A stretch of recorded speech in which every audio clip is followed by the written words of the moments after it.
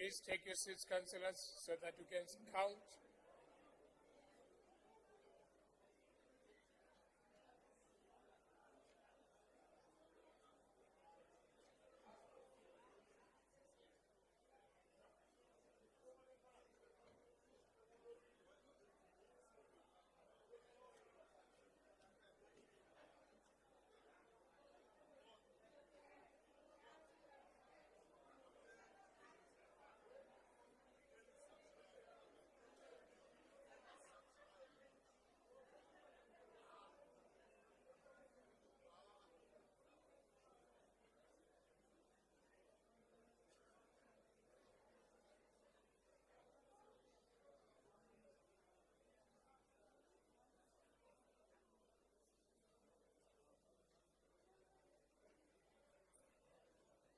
Please, councillors, take your seats. We are counting.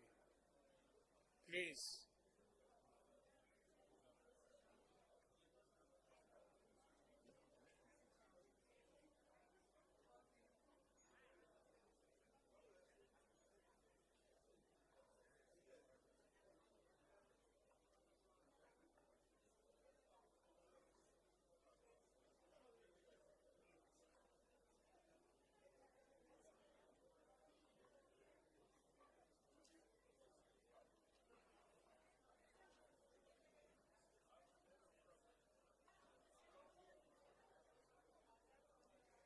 Councillor Ratikwan,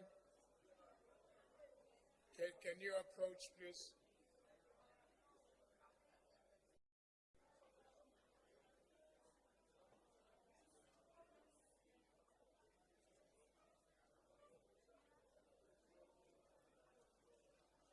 Councillor Ratikwan, approach. Councillor Ratikwan, approach.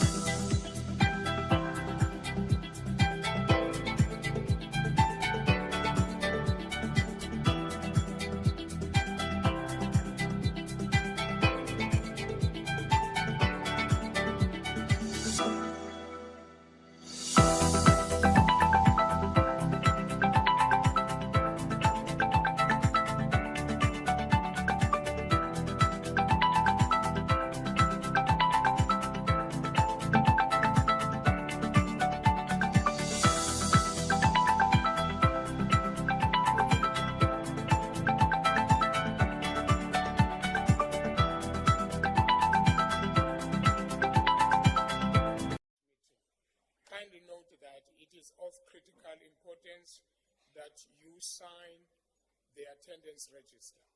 If you do not sign the attendance register, you will be marked as absent from this meeting in the minutes. May we now begin with our council meeting by observing a moment of silence and prayer or meditation, please.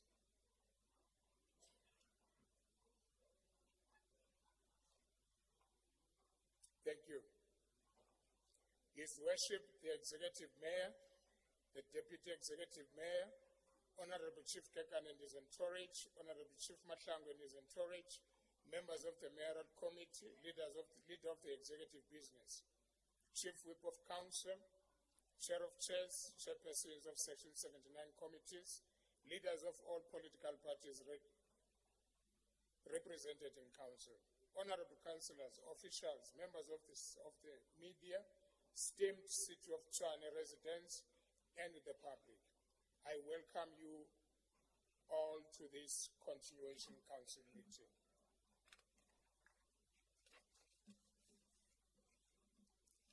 Honorable Councillors, for the purpose of informing Councillor in as far as leave of absence for councillors from this council meeting is concerned, I will now call on the Chief Whip of Council to present to Council the approved leave of absence of councillors. Chief Whip.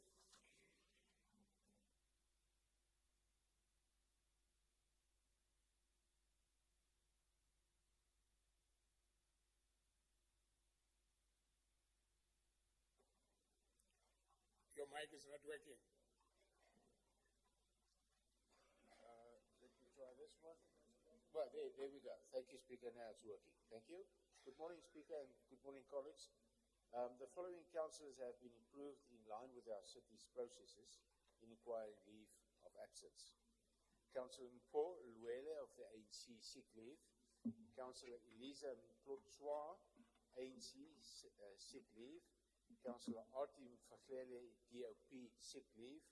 Councillor Boitumelo Nasweswe, EFF leave. Councillor Leofe Leshabana, EFF leave. And Councillor Patricia Mnisi of the EFF leave. No councillors arranged to arrive late, and one councillor requested to leave early, and that is Councillor Lex Murberg of the RC to leave at 1700 hours this afternoon. Thank you, Speaker.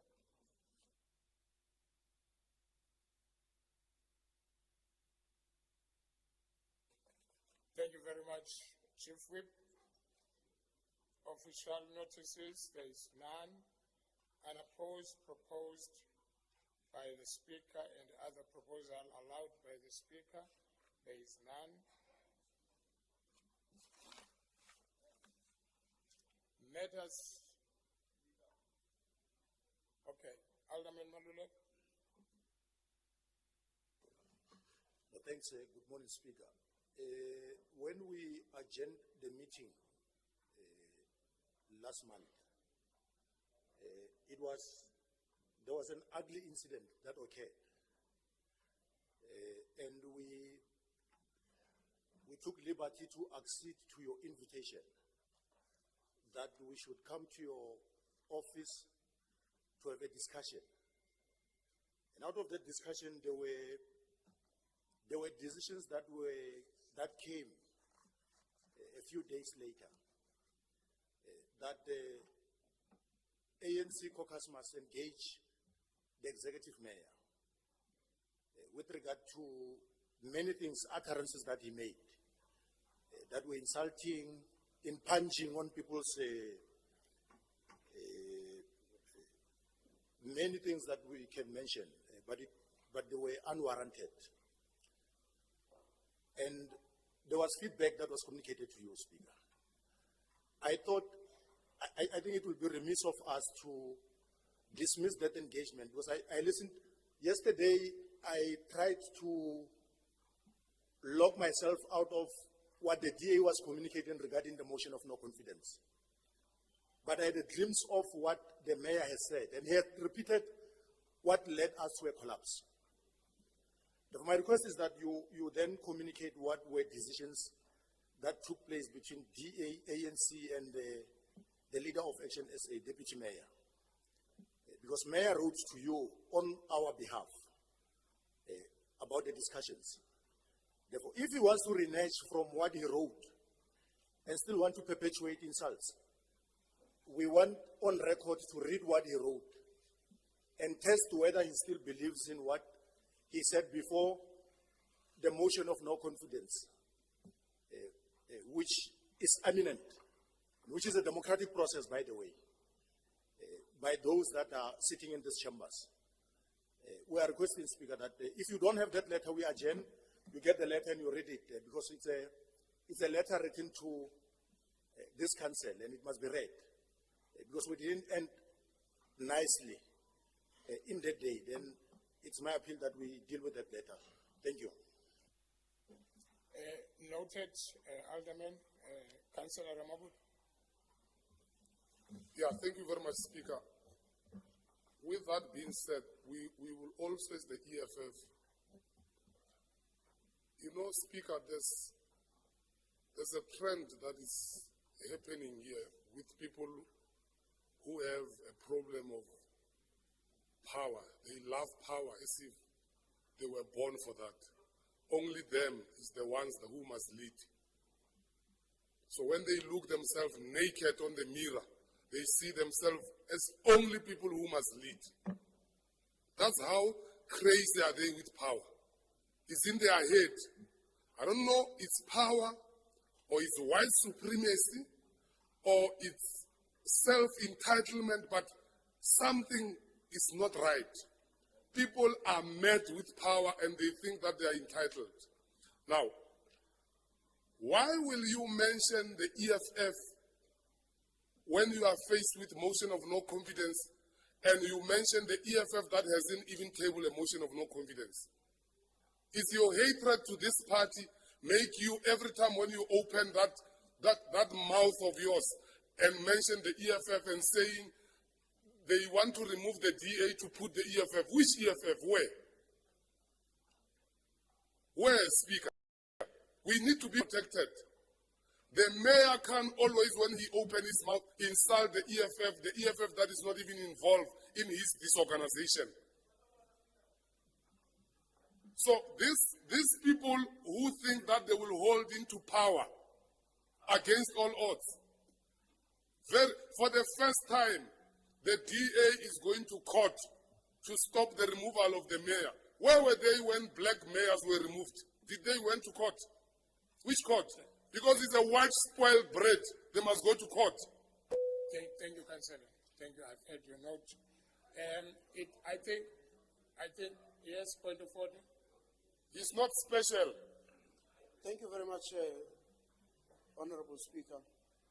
The point of order which I was going to call just after the submission of Alderman Maluleka was that we stick to the agenda which has been populated. The requests that are being made and whatnot, we can make sure that we remain into the Point of agenda. order, this man is drunk. And we should not We be are on the... Sir, okay. Can he finish his point of order, please?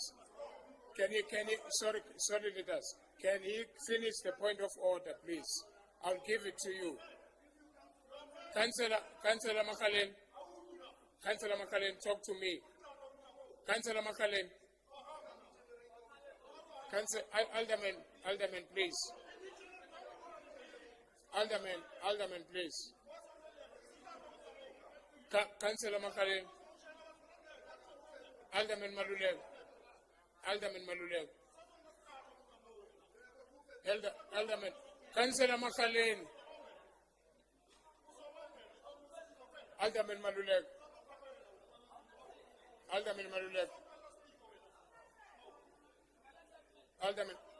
Alderman Malulega, please.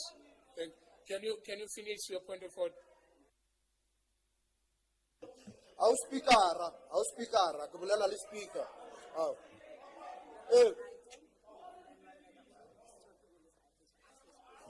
Oh no, really, Chabale, no more. Makalen.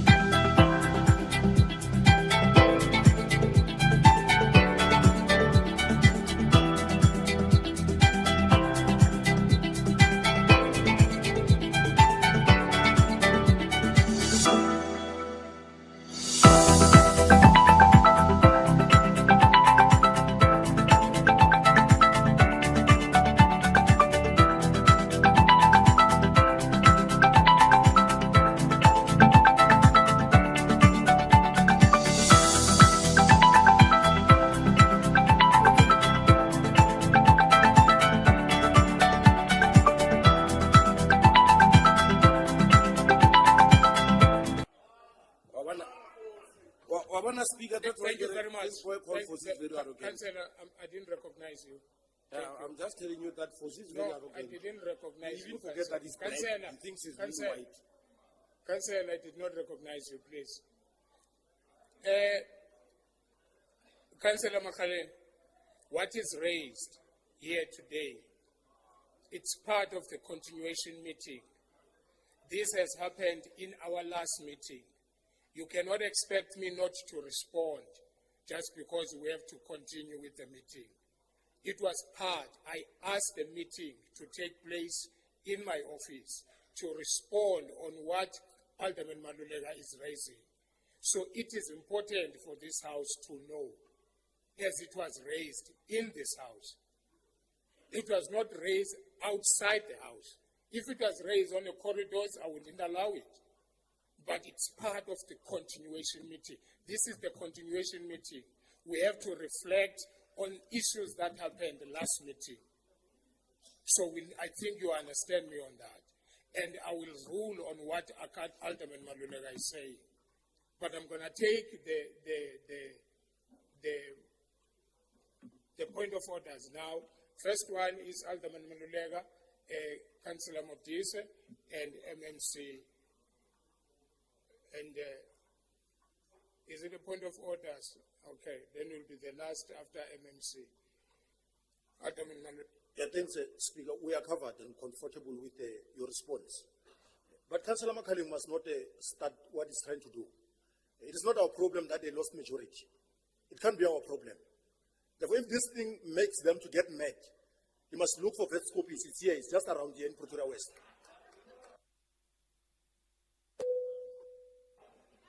Thank you, Some Councillor papel. Modise.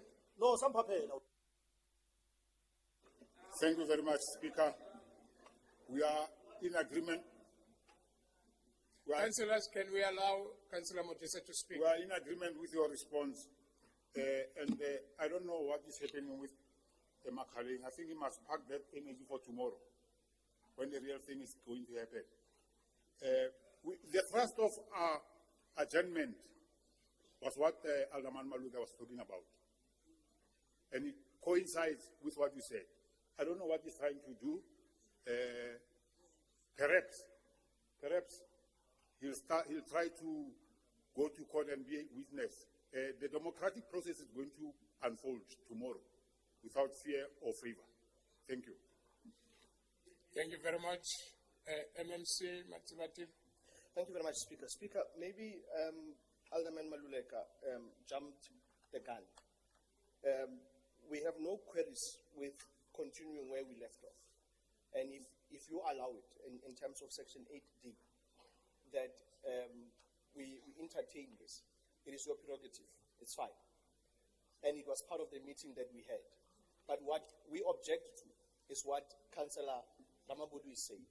It was not part of the meeting, and it should not be entertained in this council. Thank you very much, Speaker. Thank you very much. My entertainment that I'm giving, it's what Alderman Malulega is saying. I'm not saying anything else. I've heard what Councillor Ramabudu said. I'm not saying anything about it, but I'm saying what Alderman Malulega is saying is very important. Thank you very much. If your point of order, Mr. Ramabudu, Councillor Ramabudu. No, thanks, Chair of the session, Speaker. Look, Speaker, and I don't have a problem if you call me to order. You're our Speaker. That's why we've survived with you till this time. We have a giraffe view. We understand what we are doing. We will respect you. We will differ there and there, but you will remain our Speaker. This council, despite that you are saying whatever that I'm raising is not on the agenda, can't ignore that there's a fellow who feel like he's employed in this council, is not elected. Therefore, when there's a threat of his removal, he ran to court. It's unprecedented. Very unprecedented. A person who thinks that it's the first time I see a person who loves power like this. to an extent of court. This is Thank you, Councillor. Chief. Why do you like power like this? I'm not To go to stepping- court, do you think you are Councillor- born for a Councillor- mayor? Huh? Councillor Ramabut, Emuna, we're going to remove you. You can do those courts of yours. Councillor. You are not a born mayor. Councillor Ramabut, Useless. Councillor Ramabut, please. I will now ask this House to adjourn for 30 minutes to get the letter that was written to me by the executive mayor so that we can be able to read it here. So 30 minutes adjournment. Yeah, let's Thank go you to a very much. caucus, comrade. Yellow bone, Emanyana, yellow bone. Emanyana, yellow bone.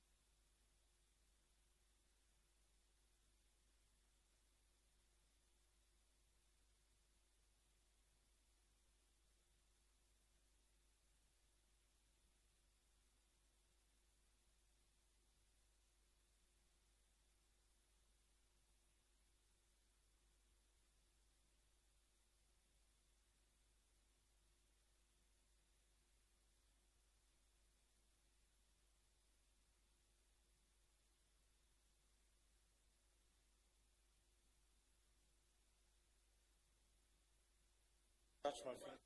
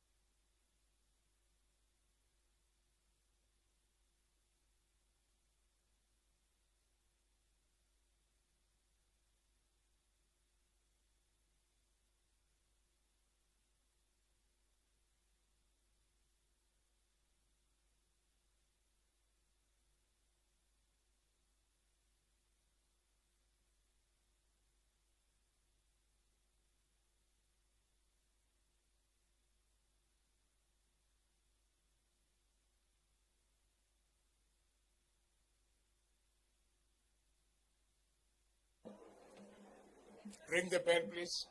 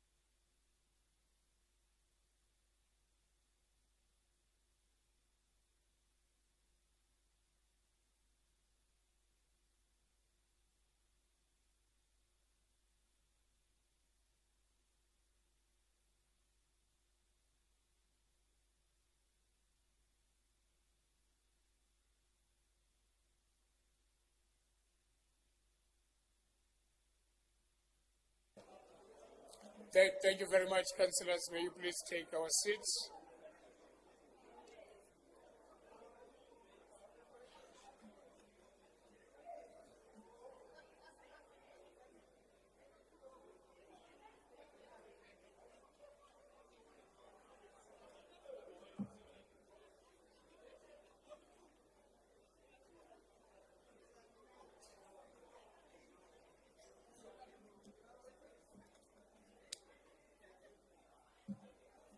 May we please take our seats?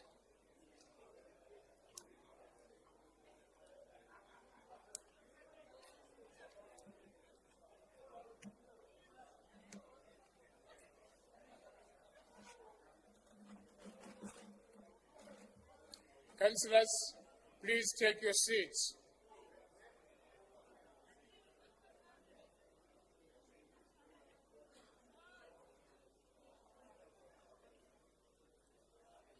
Can we proceed with our meeting?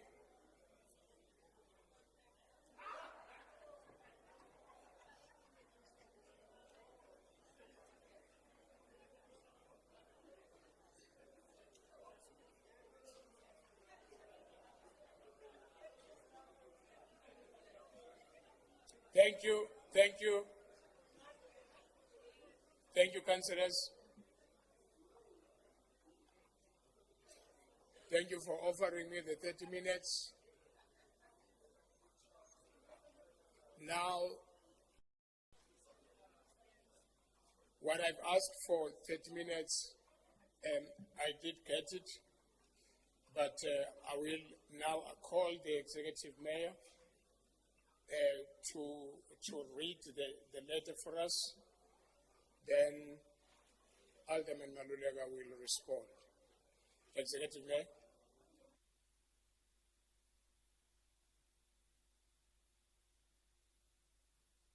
Microphone. Thank you very much.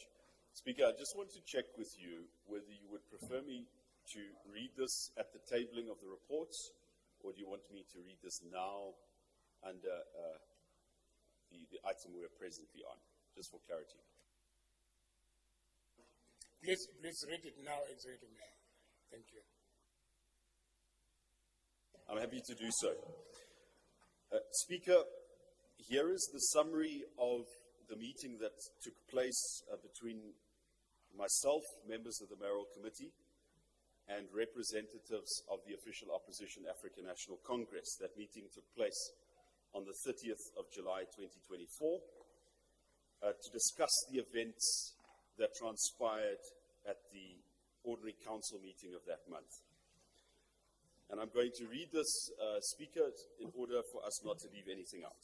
The parties agreed that the opposition in Tshwane, including the ANC and other parties that are not part of the Tshwane multi-party coalition government, have a critical role to play in holding the city government to account, and that the Executive Mayor and Mayoral Committee must seek to account to the opposition, including answering questions and proposals on critical reports before they are tabled at the Municipal Council. The Programming Committee in particular exists for this purpose. The Executive Mayor and the Mayoral Committee must take measures to limit late reports as far as possible to allow meaningful consultation to take place. Reflecting on the July Ordinary Council meeting, the parties agreed that the political leaders must have the freedom to table and debate motions of no confidence against executive office holders, and those office holders and aligned political leaders must have the freedom to respond. It would not be possible to censure political leaders in council for comments made outside council. Nonetheless, all political leaders must seek to moderate their rhetoric, not to allow for unnecessary conflict and disruption of the Municipal Council. All forms of racist and violent rhetoric must be rejected. The Executive Mayor or a member of the Mayoral Committee delegated by him and supported by the city administration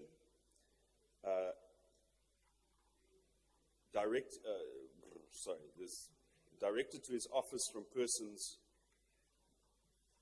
will respond, I apologize, will respond to petitions and or correspondence directed to his office from persons who have a grievance over the recent waste removal contract, provided that it is understood that 1, the executive mayor and mayoral committee do not stipulate and cannot alter the provisions of service level agreements, 2, cannot yield to intimidation and threats of violence, whatever their source, and 3, must seek to explain to aggrieved persons decisions that have been made by the city in respect of the tender and performance requirements.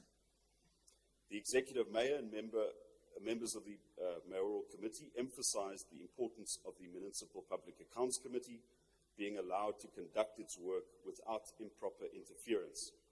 The ANC asked that the executive mayor and the city manager make it clear that when investigative reports are received at MPAC, that the recommendations are not motivated by political considerations, and that those who are cited in impact reports must enjoy all of the rights of natural justice.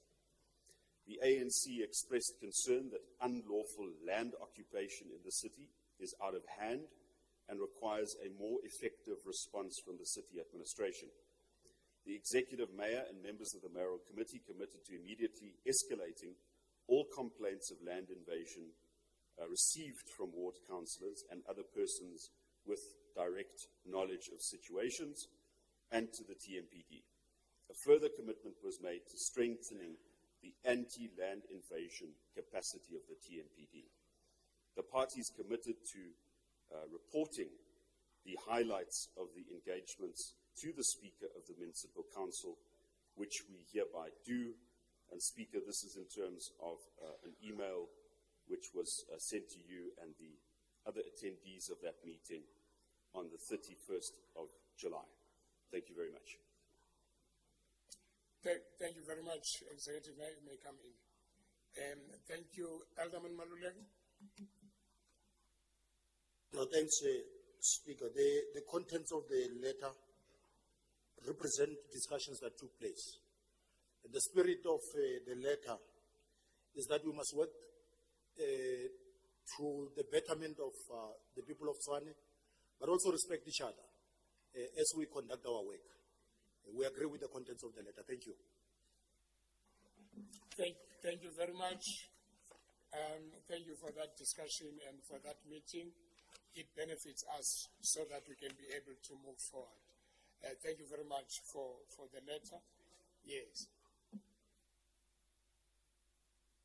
I just forgot one point that we remain indebted to the wisdom of Councillor Tinasen, who had requested that at that meeting we should then slip over issues and try to resolve them differently. We are thankful, Councillor Tinasen. Thank you very much, Councillor Tinasen. Let's move on with our agenda.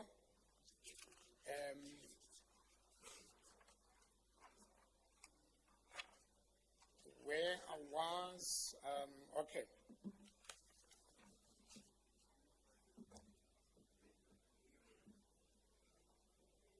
Matters not considered by Council on the 29th of August 2024 as a result of postponement in terms of Section 6 of the Rules and Orders. Honorable Councillors, during our Council meeting on the 25th of July 2024, and before the meeting could be adjourned and postponed, Council was just about to resolve itself into committees for consideration of the in-committee minutes of 27 June 2024.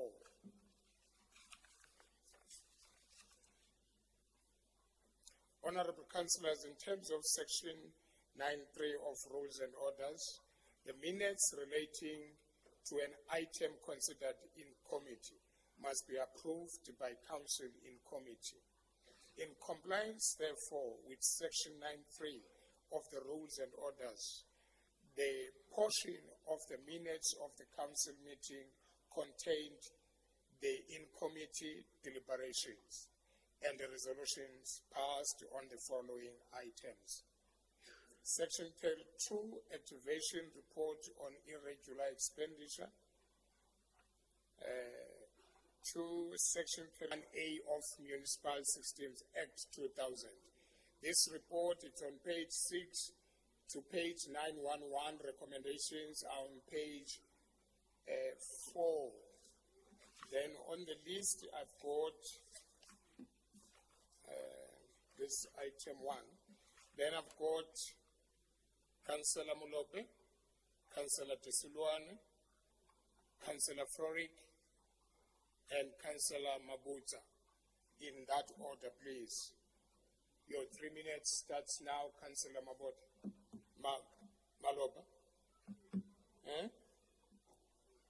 Yes, Maloba.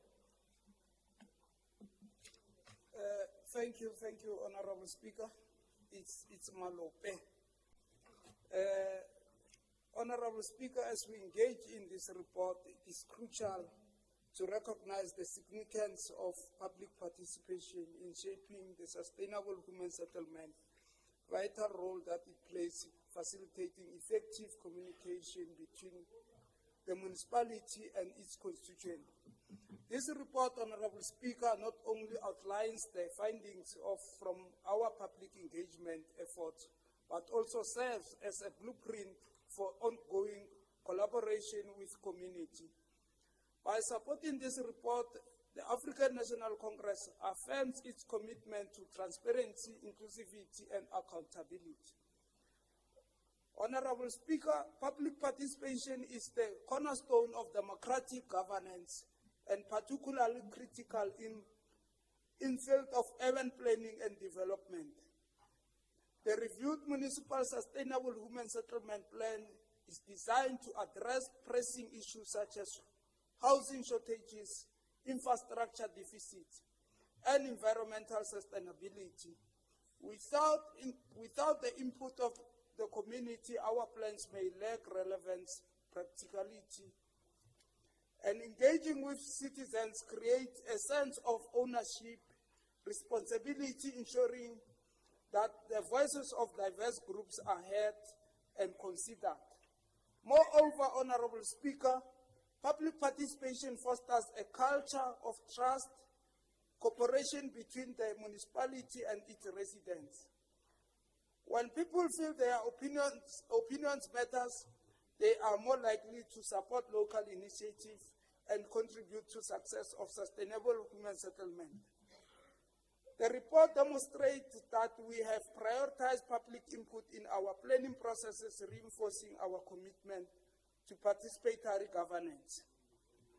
The report represents, Honorable Speaker, several key findings that emerge from the public participation process.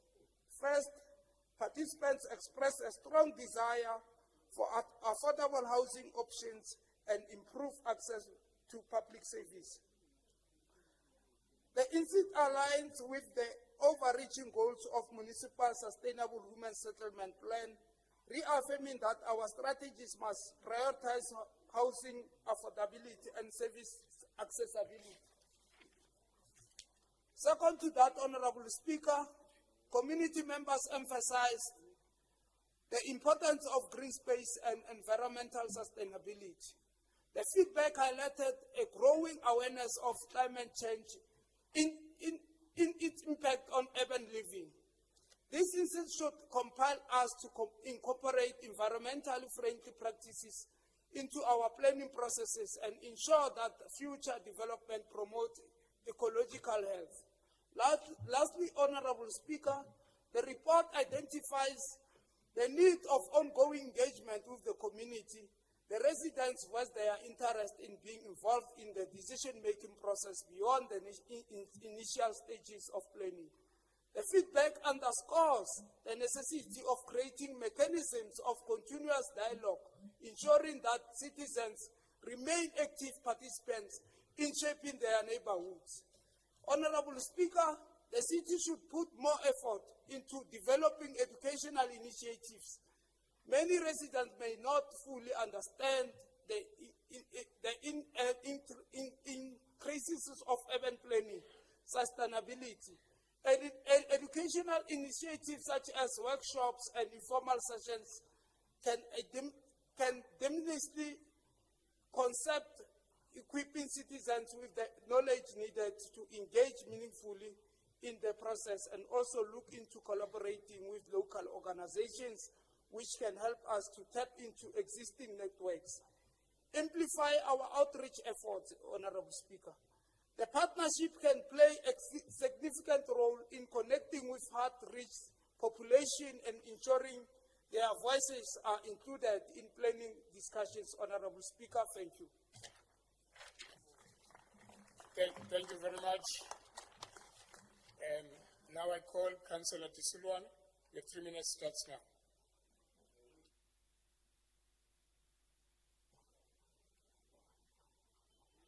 Thank you very much. Then let's call Councillor Frolich. 3 minutes now. Action SA is committed to spatial justice and the provision of integrated affordable housing close to economic opportunities. The reviewed Municipal Sustainable Human Settlements Plan is a 5-year plan that will help the city manage informal settlements and reduce costs through improved coordination of interdepartmental processes. It is in line with the city's Metropolitan Spatial Development Framework and the city's priorities included in the Integrated Development Plan.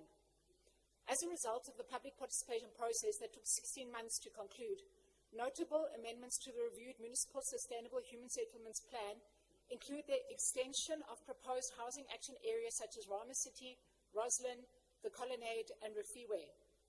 Furthermore, the regularization of backyarding is a welcomed addition to ensure that this booming market is formalized and increases access to affordable housing closer to work opportunities. The spatial planning principles of densification, integration, and access to amenities, as well as development of nodal areas, mixed-use spines, and transit stations, are in alignment with Action SA's priority of inner-city rejuvenation as a means to reducing cost of bulk services and urban sprawl, and ensuring that integrated affordable housing is made available closer to economic opportunities. One of the main gaps in the Municipal Sustainable Human Settlement Plan, however, is the inability of Human Settlements Department to coherently identify and leverage council-owned land as part of driving the plan's implementation. The plan is almost entirely anchored on private sector land and the city's ability to acquire or lease such land parcels. A heavy reliance on private land exposes the city to the potential risk of speculative behavior by property owners, which may result in accelerated land costs. Group Property has offered to help mitigate this risk by providing technical assistance and support with identification of council-owned assets along the HAA nodes, coordination of acquisition of required properties, facilitation of land swap with other organs of state, and the processing of donation of land and township through the devolution process. Action SA welcomes this intervention and is looking forward to the positive change this plan will bring to addressing the huge backlog in affordable housing in the city of Tshwane. Action SA supports the approval of the reviewed Municipal Sustainable Human Settlements Plan. Thank you.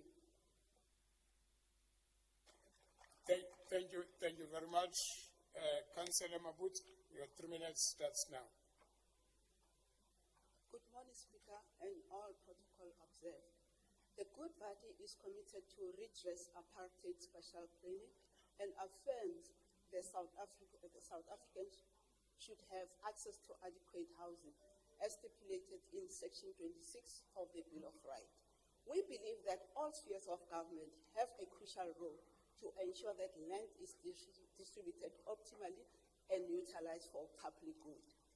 Furthermore, it is also acknowledged that our country is one of the largest and ambitious public housing programs in the world, with over 4 million subsidies, 3 million housing units provided since 1994. The numbers are hugely impressive by international standards. However, more still needs to be done, as there's still a backlog of more than 2 million South Africans that still have houses that they want to call a home. And this problem is likely to grow due to the rapid urbanization as people are moving towards the cities in search of a better opportunities. The City of Tshwane is no exception to this challenge. With that being said, Speaker, the Good Party supports this initiative and would like to encourage all relevant stakeholders, including the private sector, to embrace this program and partner with the municipality to address this apartheid special planning, to improve sustainable development and the quality of life of people of Tshwane, where the residents will be able to access affordable houses, have proper infrastructure, and create the much-needed jobs to alleviate poverty. Furthermore, Speaker, we share the same sentiments on the comment made by the group property, emphasizing the importance of group property and human settlement to work together and have a seamless environment to proactively identify council-owned land as part of the city implementation plan. Have a coherent risk analysis to mitigate any risk associated with the plan. In closing, Speaker, Good supports the outcome of the public participation process on the reviewed municipal sustainable human settlement plan. Thank you. Thank you very much. As recommended. Okay, point of order. You want to close the report? Okay. Do you want to parliament book?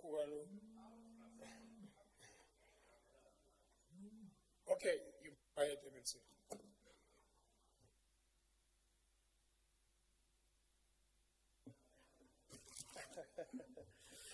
Speaker, thank you very much. Speaker, we want to thank the executive mayor for what his leadership has helped us to do as an administration.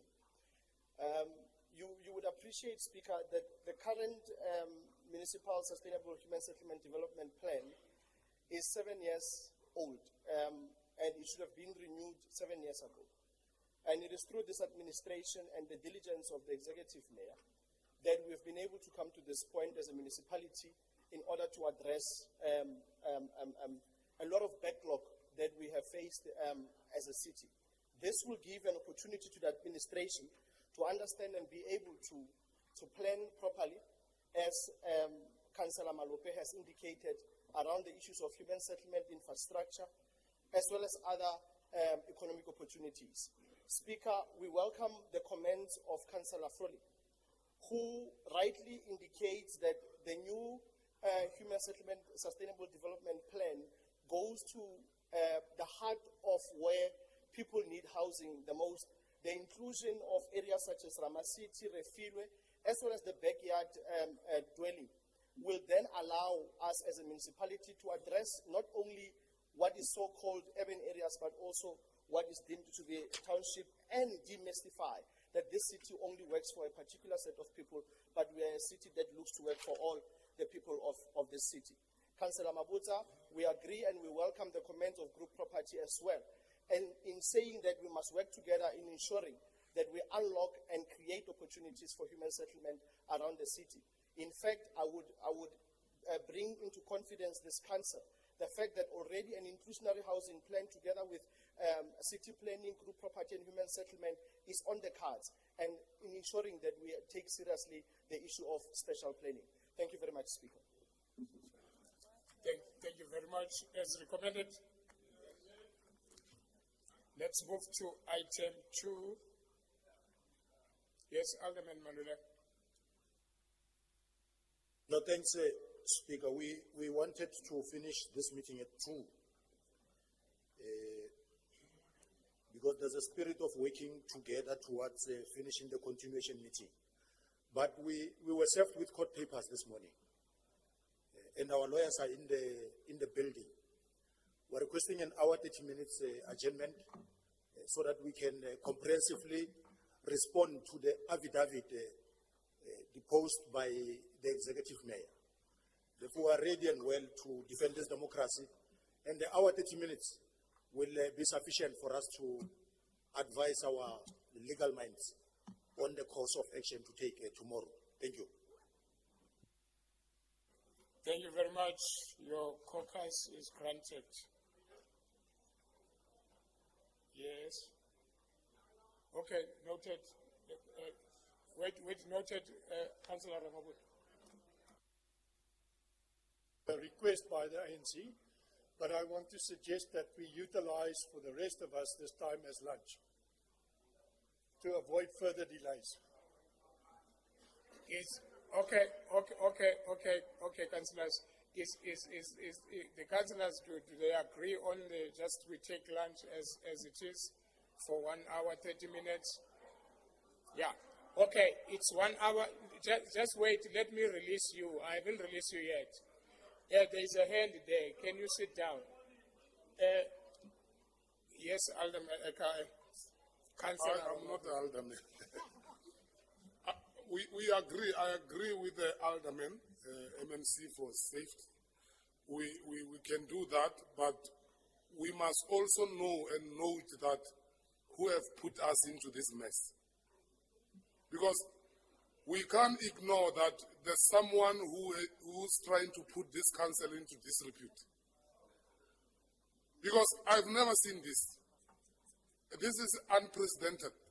Have you seen that in the Eastern Cape, where a mayor go to court to fight for a position?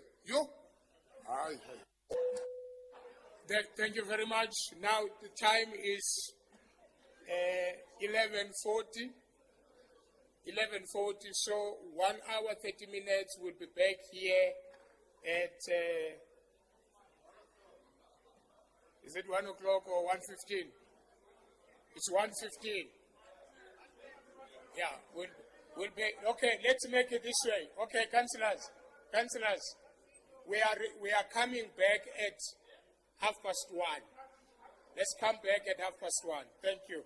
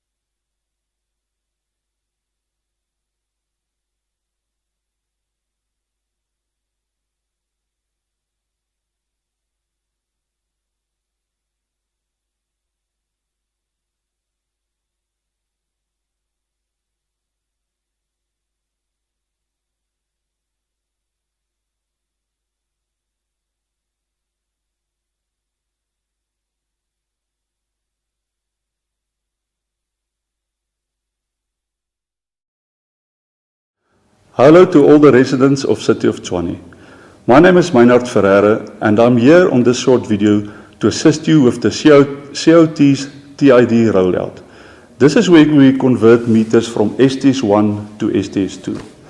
Well, I can tell you that the City of Tshwane have tested all meters that we have in our possession from 2005 onwards, and those meters all successfully converted to STS2.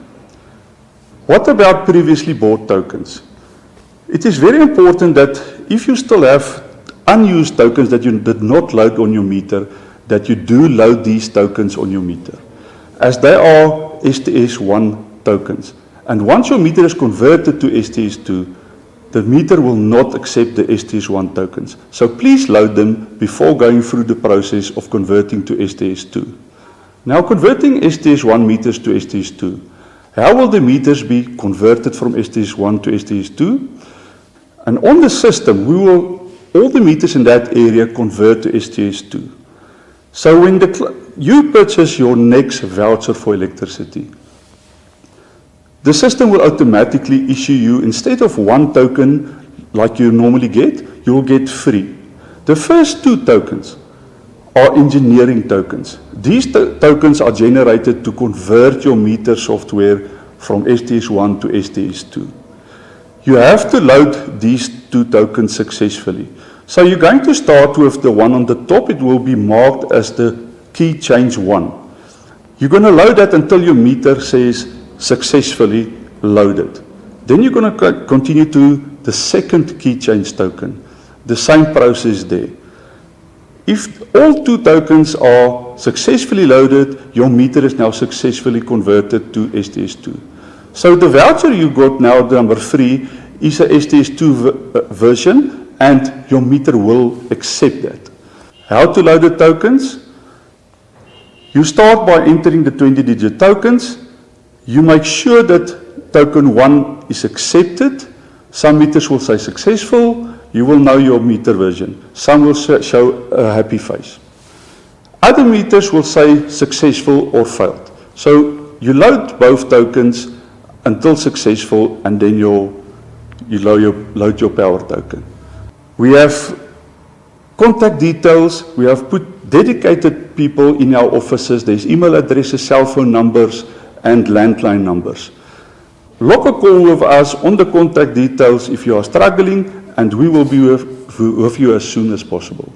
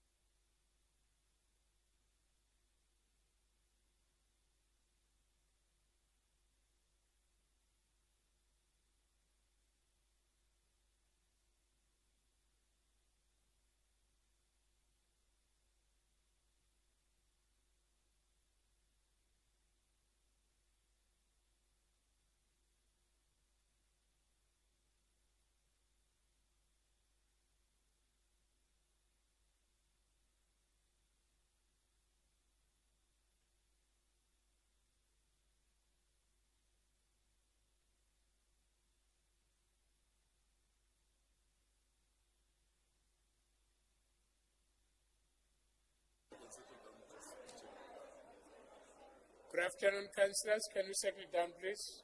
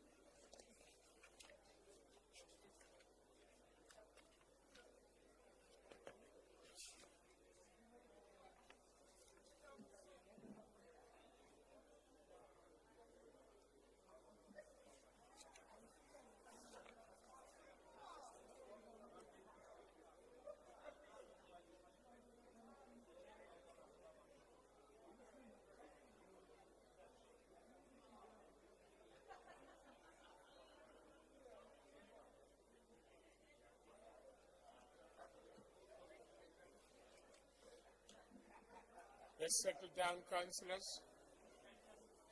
Please take your seats.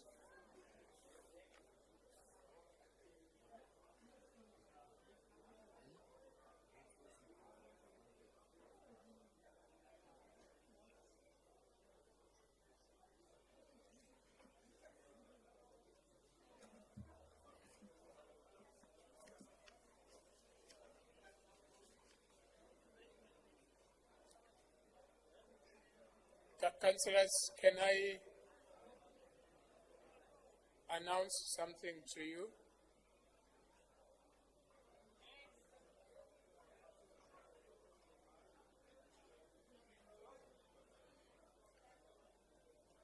I want to announce something based on our system, the mics that we are using. If in your screen it shows a green light, don't keep on pressing it because it won't allow you to speak unless I allow you here to speak. If it's on a green light, just wait for me to allow, even if I pointed you to speak, allow me to give you a way to speak, because if it's a green light, you won't be able to speak.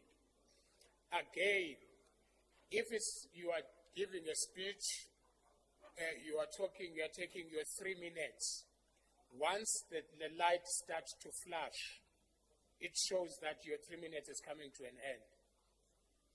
It will happen on your screen. Let me say it again. When it shows a green light, it won't allow you to speak unless I allow you to speak. 2, if you are speaking for your 3 minutes, once your 3 minutes, when it's about to finish, it will flash.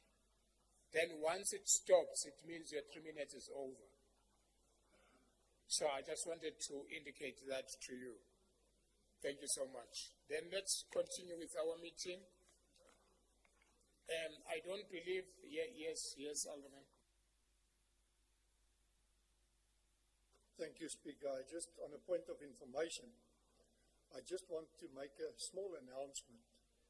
The Freedom Front has a born mayor, Pieter Meyer.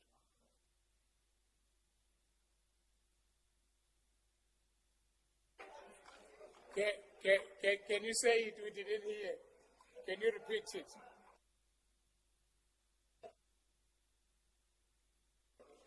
Thank you, Speaker. Yes, I just want to repeat.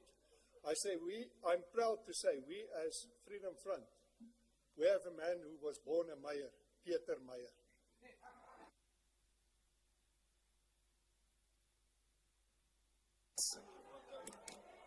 Let's move on. Item 2. Okay, firstly, I'm not going to ask for any feedback because the request was for them to attend to the papers that are coming from court, so I'm not going to ask a feedback from the Chief Whip of the ANC. Councillor Matebula. Thank you very much, Speaker. Speaker, we seek protection from you. That MMC there of Freedom Front is insulting the leadership of the EFF in council in front of you. That can't be correct, Speaker. Can you please rule and withdraw what he said? Thank you.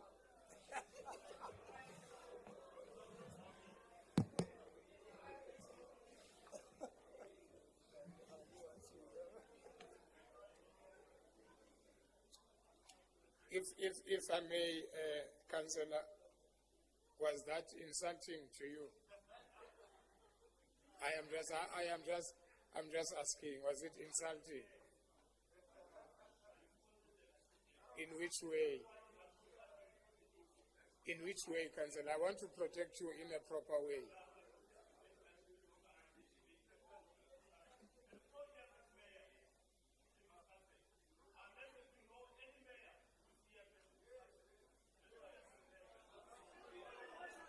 It's okay. Councillors, wait. Councillors, it's okay. It's the right of the councillor to say what he's saying. Alderman, we don't have a mayor from the EFF. No, thank you very much. No, let us not debate this. Yeah, thank you so much. Let's move to item 2. Reference number 56313/1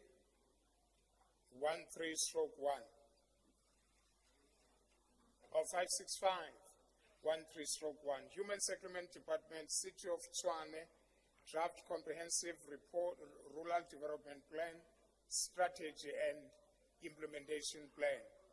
This report is on page 913 to 1181. Recommendation are on 938. And on this item, I've got Councillor Malupe and Councillor Tesulwana and Councillor Mashangu. Your 3 minutes, Councillor Malupe, starts now.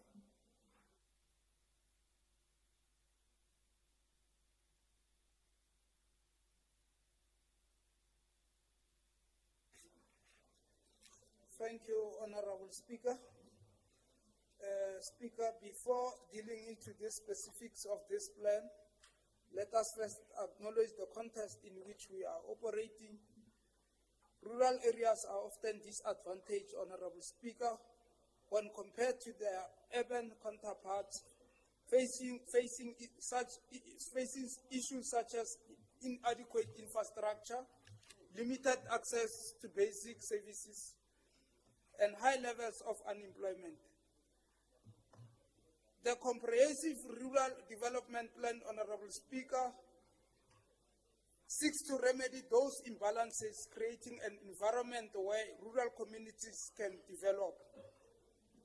By investing in rural development, we are not only uplifting those communities, but also enhancing an overall economic stability, resilience of Tshwane as a whole. Honorable Speaker, the draft plan is designed with an understanding of local needs and aspirations, drawing upon extensive consultations within community members and stakeholders. This participatory approach ensures that the strategies proposed are relevant and effective in addressing the realities of rural life. The draft Comprehensive Rural Development Plan is built around several key pillars that reflect a holistic approach to rural development, Honorable Speaker. Number 1, infrastructure development. One of the primary focuses of the plan is to improve the infrastructure in rural areas. This includes the construction and upgrading of roads, schools, and health facilities. Better infrastructure will facilitate improved access to service and markets, ultimately leading to enhanced economic opportunities for rural residents. Number 2, Speaker, agricultural development. Agriculture remains a cornerstone of rural economies. The comprehensive rural development plan emphasizes the sustainable agricultural practices, providing farmers with necessary tools, resources, and support to increase productivity. Through this initiative, such as training programs and access to technology, we can empower farmers to engage in viable agricultural practices that ensure food security, contribute to local and national economies. Number 3, Honorable Speaker, job creation and economic devastation. The plan recognizes the needs of diversifying economic opportunities beyond agriculture. By promoting small and medium enterprises, encouraging entrepreneurship, this CRD plan seeks to create jobs that meet the diverse skills and interests of rural residents. Strategies such as financial support, mentorship programs. The market access initiative will play a vital role in achieving those goals, Honorable Speaker. The social development, the CRD, the Comprehensive Rural Development Plan also takes a comprehensive approach to social development, recognizing that education, healthcare, social service essential for well-being of rural communities. By prioritizing investment in those areas, we can uplift the standard of living and foster an environment in which individuals can reach their full potential. Lastly, Honorable Speaker, while the comprehensive rural development plan is ambitious, it is important also to acknowledge the challenges that lies ahead. Implementation will require a well-coordinated effort across various sectors, levels of government. However, it is crucial to view those challenges as opportunities for collaboration rather than obstacles. Moreover, Honorable Speaker, ongoing monitoring and evaluation mechanism will be integral to a successful implementation of this plan. By establishing clear indicators of progress, we can ensure accountability and transparency, allowing us to make data-driven adjustments as necessary. Thank you, Honorable Speaker. Thank you very much, Councillor. Let's move to Councillor Tusilwan of the EFF.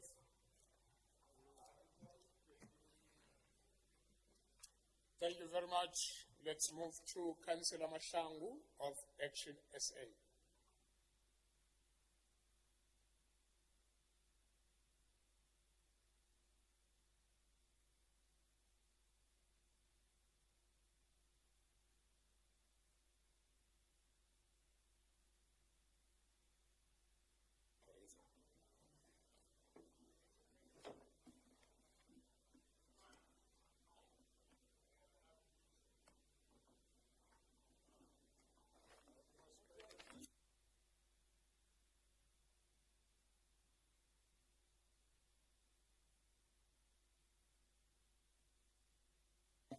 Thank you very much, Speaker. As Action SA, we would like to express our support for the draft Comprehensive Rural Development Plan put forward by the Human Settlement Department of the City of Tshwane.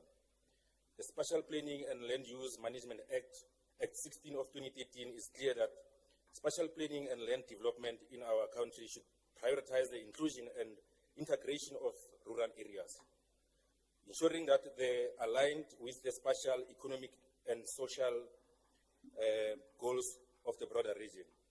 This strategy represents a much-needed initiative to address the neglected areas that have confronted, This strategy represents a much-needed initiative to address the neglected rural areas that have confronted since the merger of the former Motsweding, Bophuthatswana, Kungwini, and Nokenza Taimani areas into the Tshwane metropolitan over a decade ago.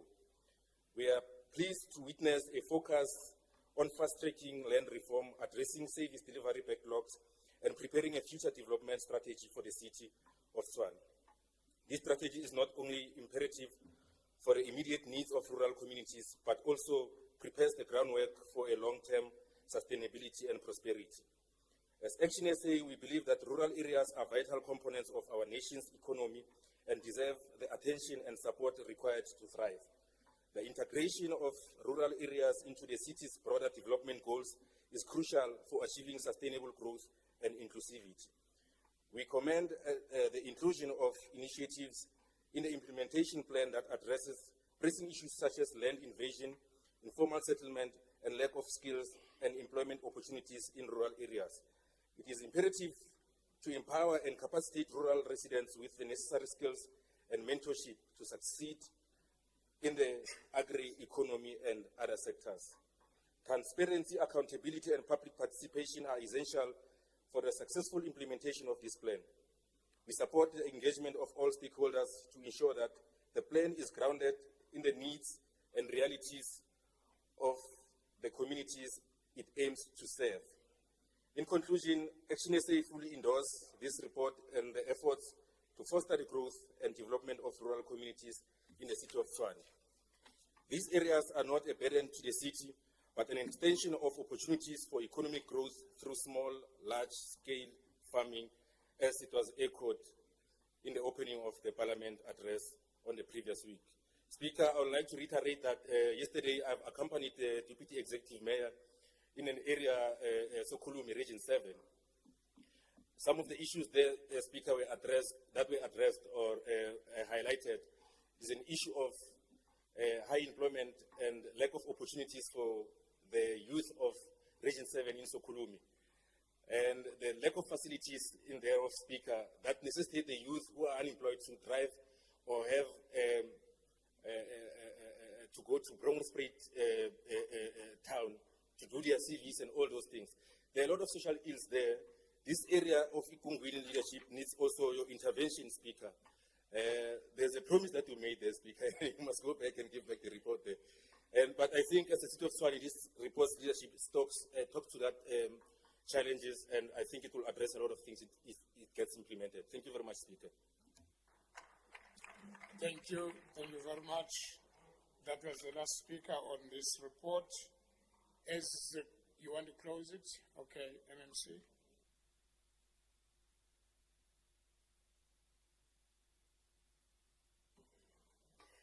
Speaker, thank you very much. Let me appreciate and welcome the support for this plan. It's a plan that came from discussions between the Department of Human Settlement as well as the Department of Agriculture, MMC Zwane, and was championed by the two departments. And I want to reiterate that under the leadership of Mayor Celia Brink, the city of Tshwane remains the city for all the people that live inside the city. Thank you very much.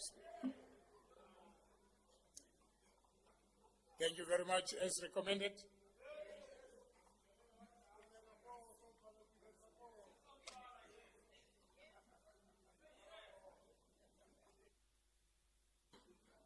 Let's move to item 3, Emergency Services Department. Report on delegation of authority to the Executive Mayor to declare a local state of disaster. This report is on page 3 to page 14. Recommendations are on page 11.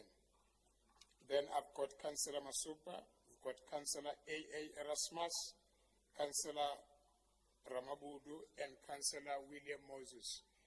In that order, please. Your 3 minutes starts now, Councillor Masupa.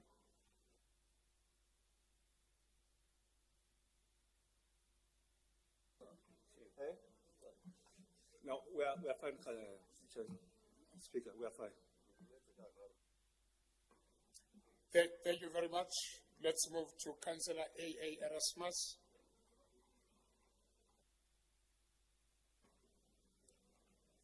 Thank you, Speaker. Mr. Speaker, Executive Mayor, esteemed colleagues and guests, I want to support this report. The Disaster Management Act 2002 gives the legislative framework for the proactive management of disasters in South Africa. Sections 54 and 55 of the Act specifically speaks to the declaration of a local state of disaster, focusing on the need for timely and constructive responses to catastrophes. In following Section 55 of the Disaster Management Act, the City of Tshwane Council has the authority to declare a local state of disaster. However, given the fluid nature of disasters and the need for immediate decision-making and action, there is a compelling case for delegating this authority to the Executive Mayor. The Mayor, as the top municipal officer in the city, has the knowledge, experience and understanding of what is happening in the city to make an informed decision to declare a local state of disaster. The sooner a state of disaster is declared, the sooner the disaster management plan can be implemented. In a paper published in the Journal of Disaster Risk Studies on Disaster Resilience in Cities on 31 May 2022, the author says, most cities in the world today, particularly those in developing countries, are vulnerable to disaster risks, especially those without disaster resilience structures. And in any city that has no resilience system, it is exceptionally vulnerable to disasters. This study specifically focused on Tshwane disaster resilience and concluded that disaster resilience is key to providing for the well-being of its residents. The current state of declaration of disaster timeline does not deal with real-life scenarios, and a swifter and more timely response and getting the best possible resources to the affected communities can save lives, properties and infrastructure. Enabling the Mayor to declare a local state of disaster will enhance the disaster resilience of the city and safeguard our residents. This is a step forward in our journey towards a more efficient, effective and responsive City of Tshwane. It is therefore of utmost importance to vote in support of this crucial report. Thank you. Thank you very much. Can I call Councillor Ramabud? Councillor Ratukwan?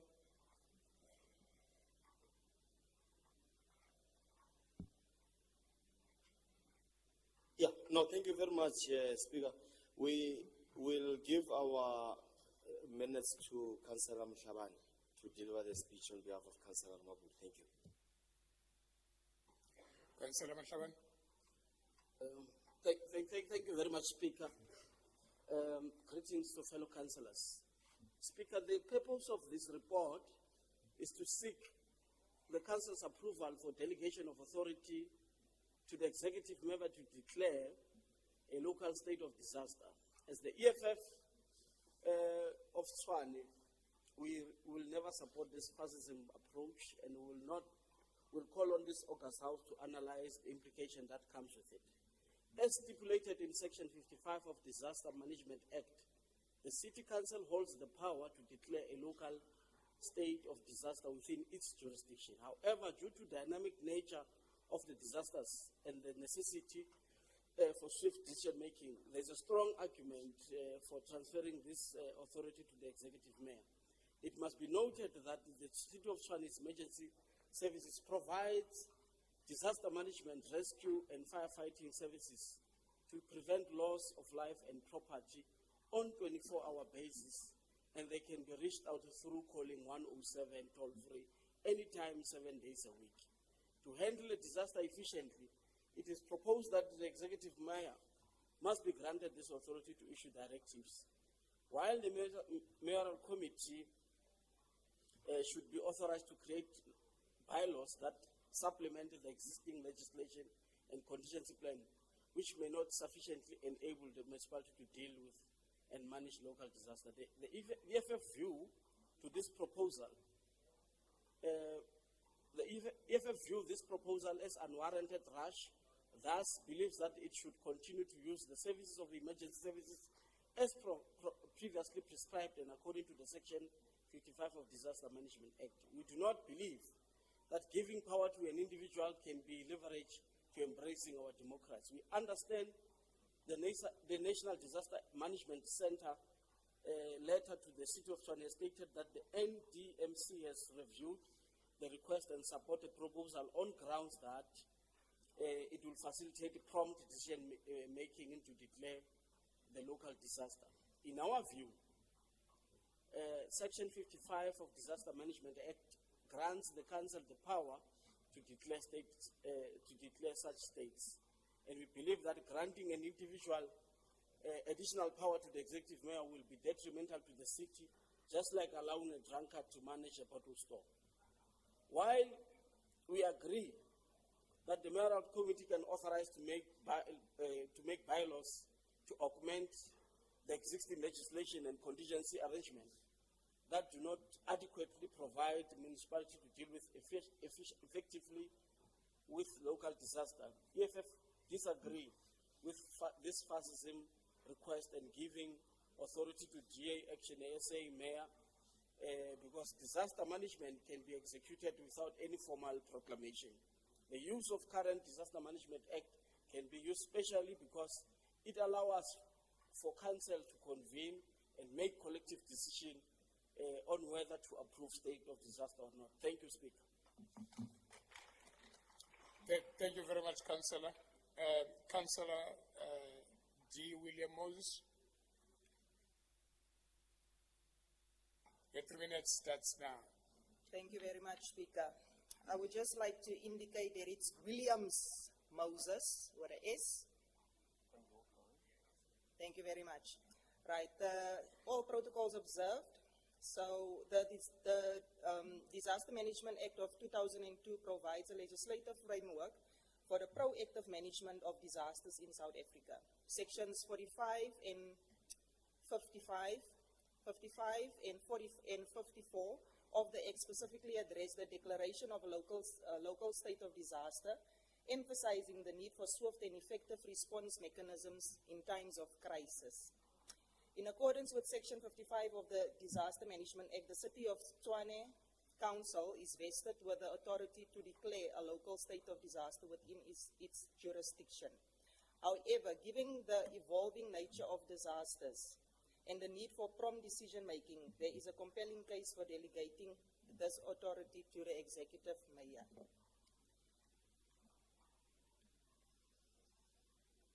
Annex A stated the following. The National Disaster Management Center, in the second last paragraph of the letter, that the proposal is however silent on the delegation of powers afforded to Council in terms of Section 55.2 of the Disaster Management Act of 2002, following the declaration of a local state of disaster by the executive mayor, if so delegated, especially where a need has been identified to issue directions, make bylaws, to augment the existing legislation and the contingency arrangements that do not adequately provide for the municipality to deal effectively with the local disaster. Annex A 13.2, the NDMC also advised that the issuing of bylaws should not be delegated to the executive mayor, but the council considers delegating and making of such bylaws to suitable mayoral committee of council as part of the disaster management planning process. In reference to the above response from NDMC, that their directive should be adhered to in this regard. Thank you, Speaker. Thank you very much. That was the last speaker on this report as recommended. Let's move to item 4. Yes, Councillor Makhalane.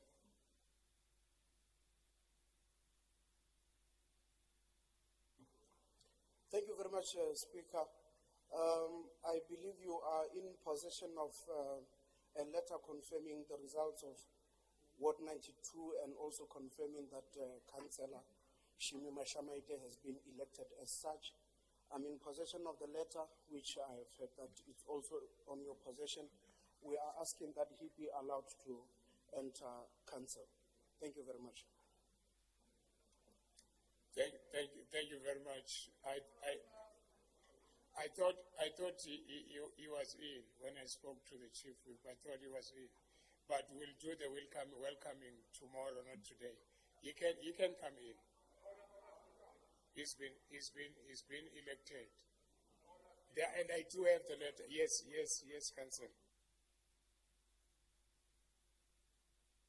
struggling with amnesia today. This is a continuation, by the way, of the previous council. This is a continuation. By then, he was not a councillor. Thank you. Thank you very much. Hence, I said I spoke to the chief whip to say we will allow the councillor for tomorrow. That's what I spoke to. He did come to me to remind me about the letter, but we said tomorrow. So thank you very much.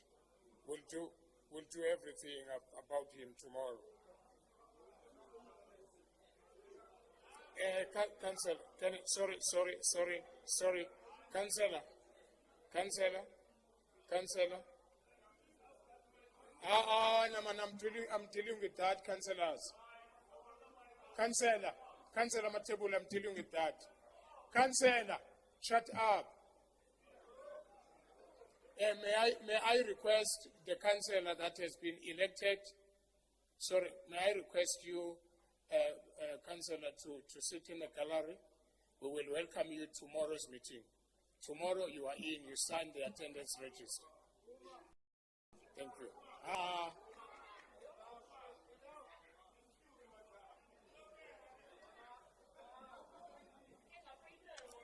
Thank you very much, Councillor Makalen.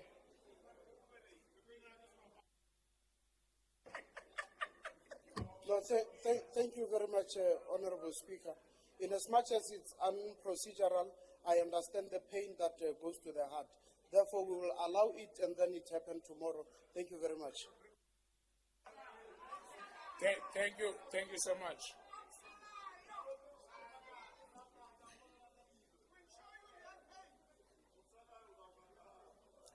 Item number 4, reference number 75693/1. Group Financial Service Department Deviation Tender approved for March 2024, 2023-2024 financial year in terms of Supply Chain Management Regulations 36, Regulation 36 of the Local Government Municipal Finance Management Act of 2003, Act 56 of 2003. This report is on page 15 to 20. Recommendations are on page 20. On this item, I don't have a speaker. As recommended.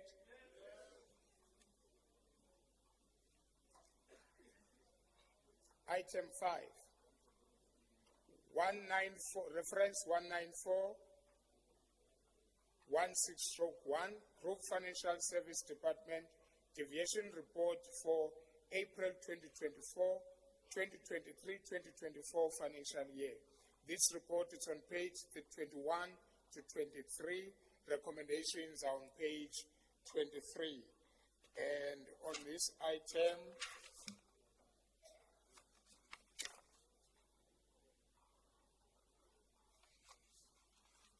just a second.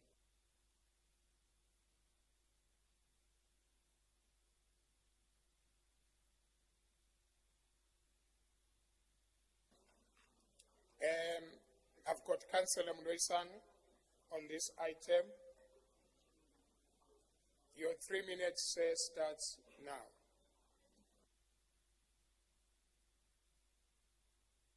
Speaker, I waive, Speaker.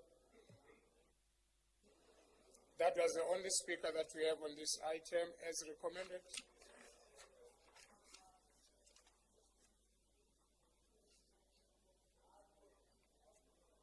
From the Mayoral Committee meeting, 10th July 2024, reference number 37627/1, Group Audit and Risk Department, APC, MACO Report 2022-2023, from quarter 1 to 4 and 2023-2024 quarter 1.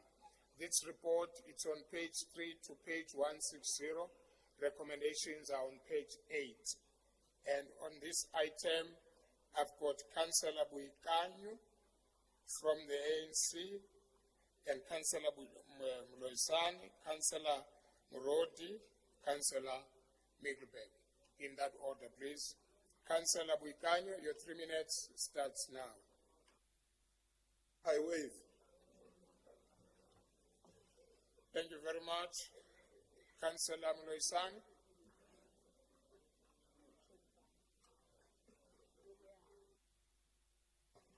Thank you, Speaker. Honorable Speaker, distinguished guests and honorable councillors. The purpose of this report is to present the Audit and Performance Committee MACO reports for 2022-23 from quarter 1 to quarter 4 and the 2023-2024 quarter 1 to Council for noting.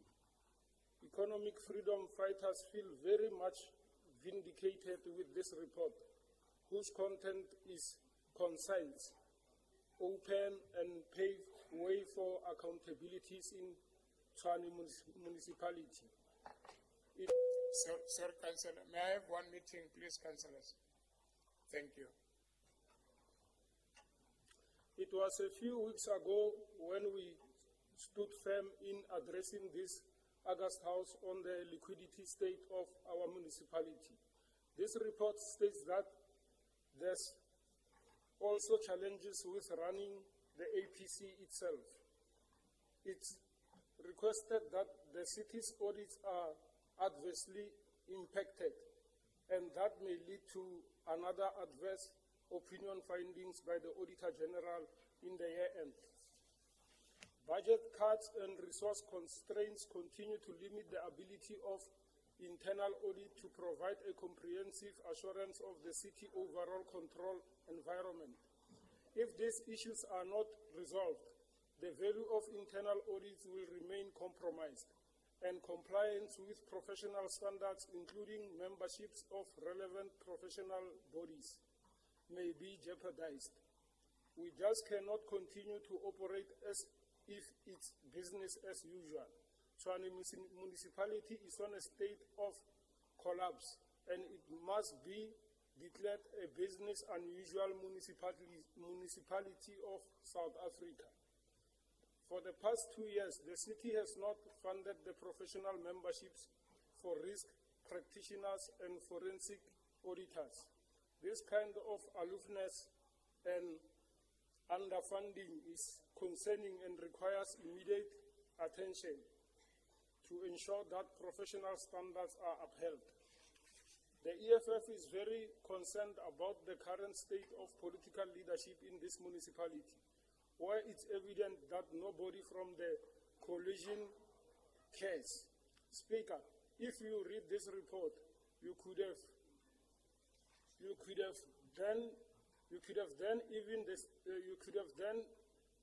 saw the city manager's office did not reach the target it set for itself.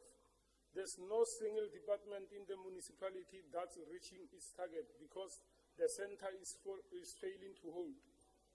The committee noted that the legal compliance report presented by Group Legal is currently only used for informational purposes, and it's not being leveraged to improve compliance. It has been requested that management actively utilize the report to reduce non-compliance and ensure that it is documented properly and in detail. The Group Human Capital Governance report highlighted that financial interest disclosures are not being received, and most of the targets reported were not achieved for management to improve on the set targets, coupled with proper consequence management. From the office of the COO, concerns have been raised about the operations of group financial services, particularly the lack of capacity and expertise, which resulted in the delay of the submission of the 2023 annual financial statement and the Auditor General's adverse opinion against the city. The EFF calls upon the Council to recognize the critical issues highlighted in the APC MACO reports and to take decisive action to resolve them. Ensuring adequate funding for professional requirements improved compliance through effective use of legal reports, enhancing management of financial disclosures, addressing capacity issues in group financial services, and tackling liquidity challenges are imperative for effective governance and financial stability of the city.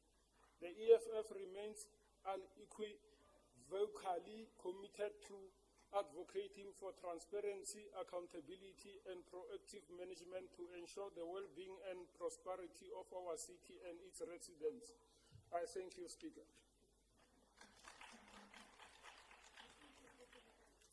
Thank you very much, Councillor Murod. Thank you, Speaker, and greetings to you and the Honourable Council members. The report of the Audit and Performance Committee is like a movie trailer of what's to come if we do nothing in the AG report. As elected representatives, we are the custodians of public trust. It is our duty not only to debate and deliberate, but also to act decisively on issues that affect the well-being of our city. Each councillor must actively participate in the review and implementation of this committee's recommendations. This includes engaging the reports and interrogating the findings and ensuring that the necessary actions are taken within our respective committees. Moreover, as councillors,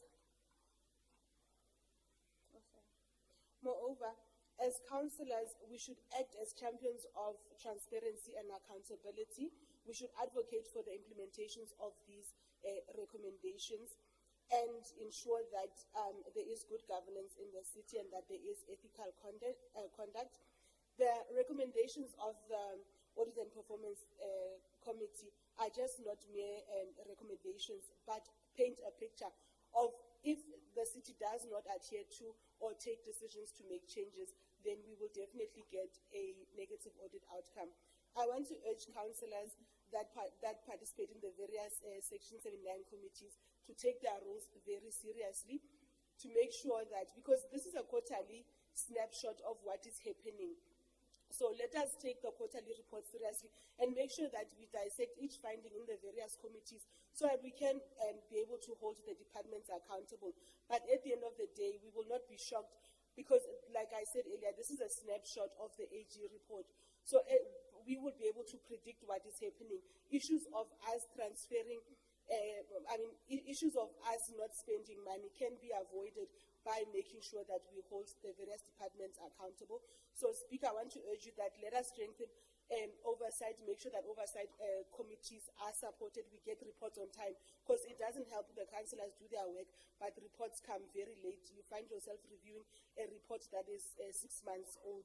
So let us strengthen oversight, and by doing that, we will make sure that we are able to create and control the outcomes of the AG, because we would have a clear picture of what is happening in the city. So I want to urge everyone to heed this call and adopt the recommendations of this committee, and also make sure that we do take it and that it becomes part of our process plan to address these recommendations. Thank you, Speaker. Thank you. Thank you very much. I'll now call Councillor Midibek. Your 3 minutes starts now. Thank you, Mr. Speaker. A point of order before I start my speech. In terms of Rule 33(1), this is an APC, or these are 5 APC reports. It's not a mayoral committee report that we are talking on, and the time limit is 5 minutes. Keeping in mind also that these are 5 reports that have been presented as one. It's a practice that I question. If these reports had been presented at 5 different opportunities, we would have had 5 opportunities to address this council for 5 minutes on each of these reports. So I request you from the word get-go to allow me a slight overrun over the time. It will be less than 5 minutes, but it's definitely more than 3 minutes. Thank you, Mr. Speaker. By law, the APC must report to council at least once per quarter. That means that council should receive and consider the APC report with some degree of immediacy to the relevant current status quo applicable to that report. Before this report, containing 5 quarters of APC reports, The last report of the APC to serve in council was that of July 2022, and that contained a scathing indictment of the lack of internal controls maintained by the executive as it was constituted at the time. Since then, we have reconstituted the executive, and we have received no further reports from the APC until today. Earlier this year, I raised the absence of these reports with Mr. Cameron Ellis, the chairman of the APC, who informed me that they had in fact rendered quarterly reports to the executive and that the hold-up was with Mako. I have no doubt that this conversation led to the sudden appearance of the 5 quarters of reports submitted in this one report to council. Everything about this is unacceptable. In the ordinary course of business, we would have received 5 reports, each of which would have been relevant to the immediate past, and we would have had 5 separate opportunities to debate and hold accountable on the merits of the immediate past. Rendering 5 reports as one, a full 2 years after the last APC report was tabled, smacks of an avoidance of accountability by our executive. It serves very little purpose for us to debate events and status reports pertaining to 2 years ago. I trust that your office, Mr. Speaker, will in future specially call for these reports on a quarterly basis, seeing that we cannot rely on our executive to submit the reports on their own volition. In going through these reports, it is immediately apparent that there is a huge difference between what the coalition puts out in public and in the... Sorry, Council. Can I request one meeting, please? Thank you. You may continue.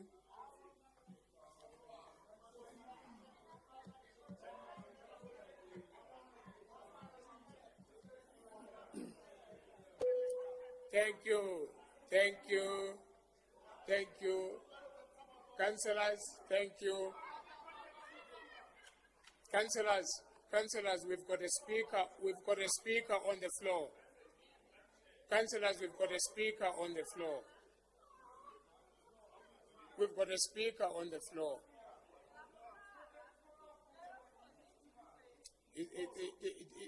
His eating is not part of the speaker.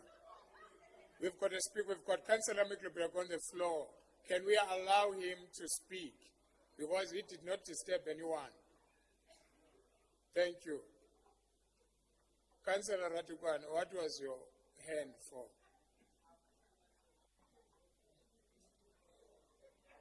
Yeah, Speaker, I think we should allow the Speaker to continue, but Councillor Fosi, I will too much to OMC. Thank you. Councillor Mickleburg, you may continue.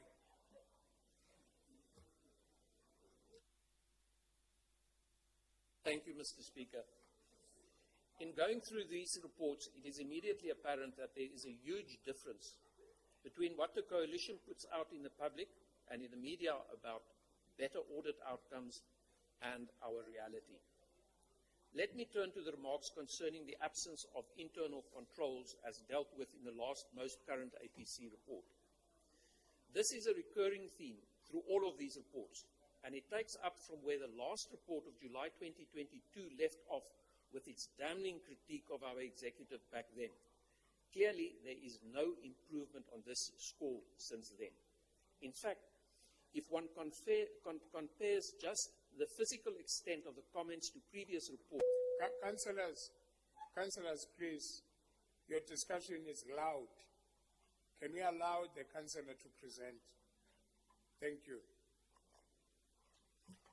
In fact, if one compares just the physical extent of the comments to previous reports, this aspect of concern is growing in extent from one report to the following, from quarter to quarter, with no apparent improvement on the horizon. The APC is concerned about the lack of capacity and expertise in the finance department, just as they were 2 years ago. They are concerned about the worrying liquidity situation of the city, as they were back then. Importantly, they raise their concern about the absence of any reporting and management on the financial reporting plan, or a recovery plan. This plan, they point out, needs a major revamp with tighter deadlines, more monetary targets, and the ability for it to be monitored monthly, an ability that is sorely lacking according to them. This is a remarkable observation by the APC. The coalition's entire turnaround strategy is contained in the financial recovery plan. Evidently, the coalition and the MACO has zero interest to actually monitor progress against their own plan. This also serves to explain why there is not any perceivable progress in the turnaround of the city's financial fortunes, despite the constant gaslighting claims about the issue. In the final analysis, you get the results that you measure for. If you measure nothing, you will have no results. Without results, there's nothing to report. And that is exactly where we stand today. Long on fancy plans, short on real results, and absent any accountability. There is no doubt from these reports that we are well on our way to nowhere. Thank you. Thank you very much. That was the last speaker on this item. As recommended, Executive Mayor. Thank you very much, Speaker. It is clear from the last audit findings, Councillor Middleburg, that there has been improvement. There was an improvement in the audit outcome. That's undeniable. Unless you claim that the Auditor General didn't make that finding, it is undeniable. It is undeniable that Ratings Africa and other institutions have recognized that there is financial recovery. The Mayoral Committee cares deeply about what the Audit and Risk Committee has to say, including Mr. Cameron Ellis, and we seek feedback on these issues, also on engagements with the Auditor General. And the feedback is that our relationship with the Auditor General and the APC has improved significantly, especially after the appointment of the new CFO. The financial statements for the previous financial year have been prepared, will be submitted in time, addressing the issues with the APC. Now, where I will give Councillor Middleburg, where I accept the criticism, is in the delay in processing the quarterly reports on a quarterly basis. That is absolutely correct. But the assumption that these things have been sitting at the Mayoral Committee and we haven't discussed them or we held them back is absolutely false. We did address the issue, and it became clear that in the Group Audit and Risk Department, the administration, there are serious management constraints, and we made it absolutely clear that quarterly audit reports must serve on a quarterly basis. Now, the criticism contained in those reports, we must take absolutely seriously.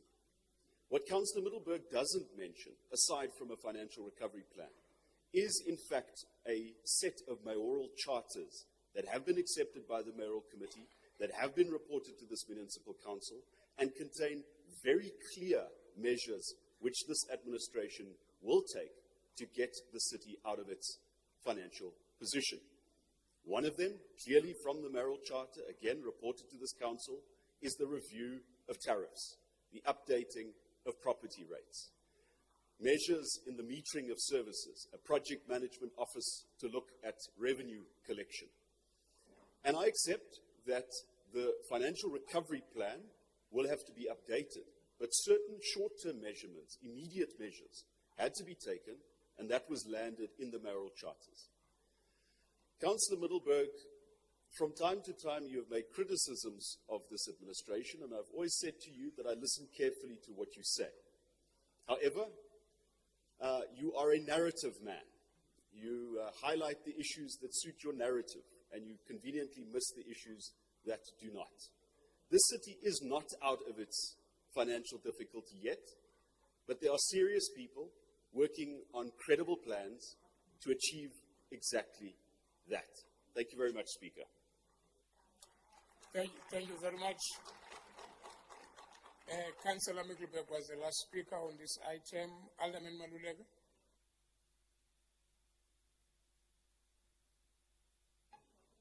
No, we agree, as recommended. Speaker, we are just asking for 5 minutes caucus. We are going to conclude the meeting. Just 5 minutes.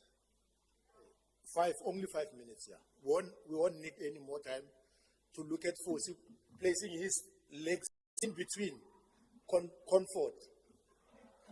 Okay. Thank you very much. Can I close this? Can I close, councillors? Can I close this report? Can we just do this report? Then we give the caucus. As recommended? Okay, Councillor Munama. I have to give a caucus. I don't want to be blamed for not giving it.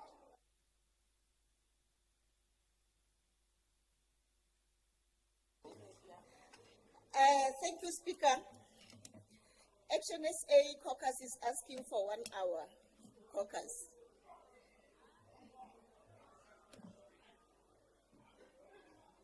One hour caucus for Action SA. Thank you very much. We've got 5 minutes for ANC and 1 hour granted. Thank you very much. Both caucuses are granted. So we will be back. What is the right time? 3:30. It's 20 to 3 now. It's 20 to 3 now. 3:45. Eh?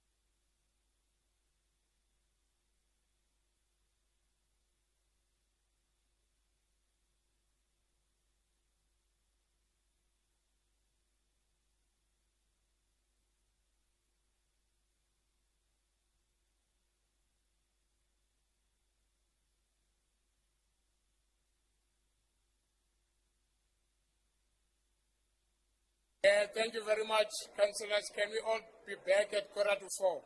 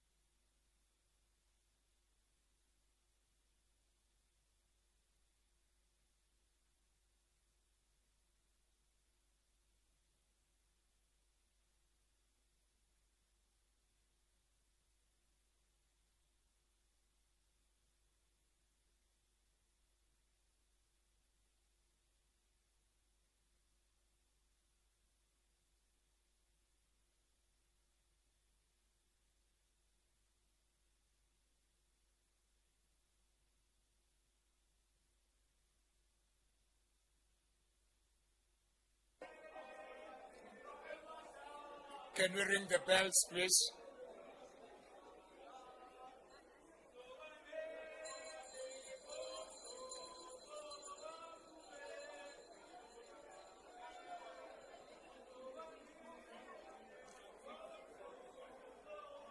Chair of Chairs. Chair of Chairs. Approach. Approach.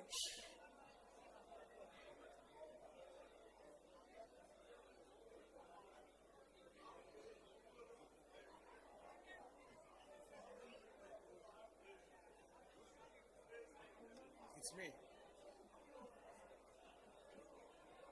Yes, sir. There is a request.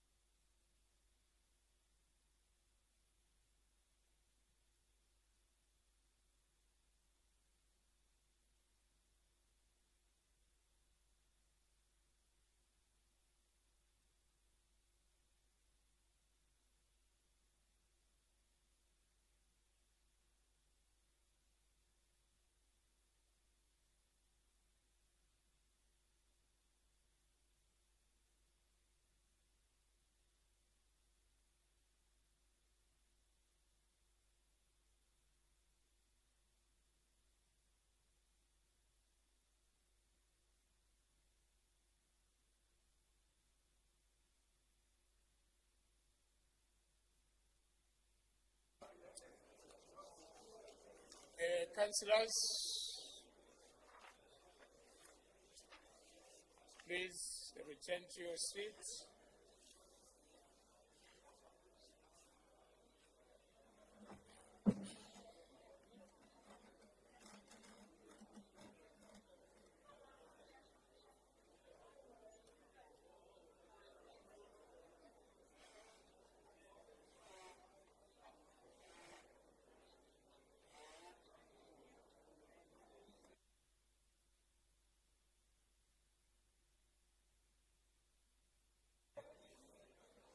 Please, councillors, take your seats.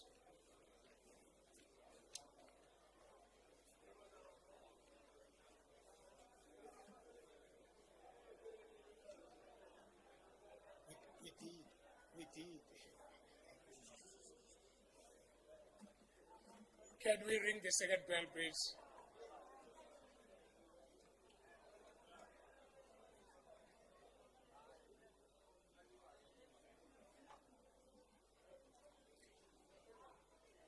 So are we from Economy? Thank you very much, councillors. Now we are proceeding with the meeting.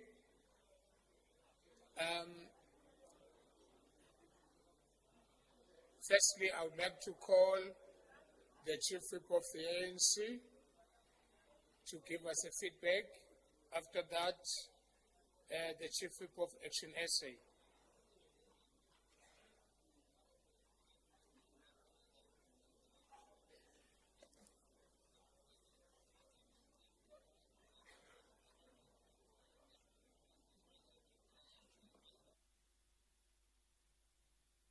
Chief Whip of the ANC, feedback on your 5 minutes caucus. Then we go this side.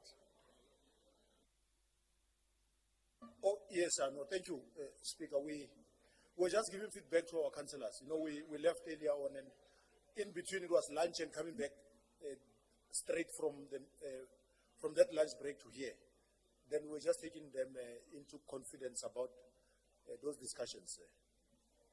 And we just want to finish this council quickly. We're no longer speaking in those items. We're just agreeing or disagreeing, but we're moving. Thank you very much, Councillor Mnamu.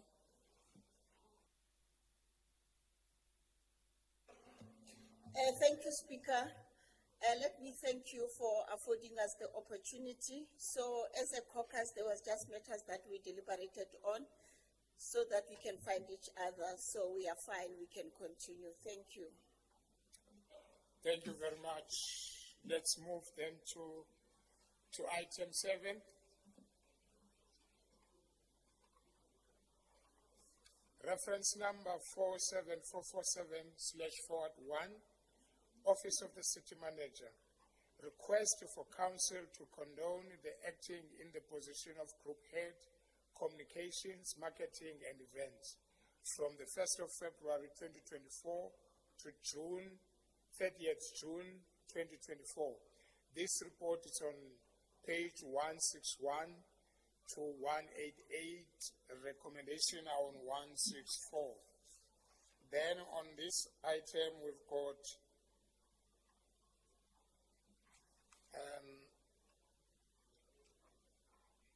Tibakwane, Mabuza, and Williams, Moses, and Miglebek. Then the ANC is waiving. They've already indicated that in all the reports they are waiving. So, and Tibakwane, your 5 minutes, your 3 minutes starts now.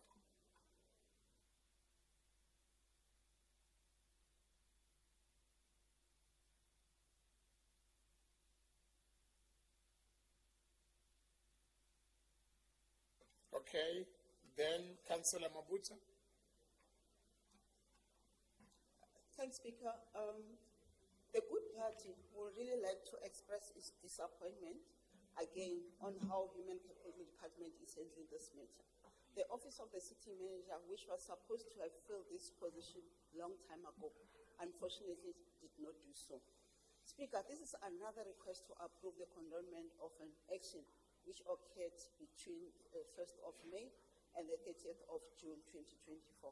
This is a clear demonstration of inefficiency, lack of oversight, poor planning, lack of accountability, and consequence management.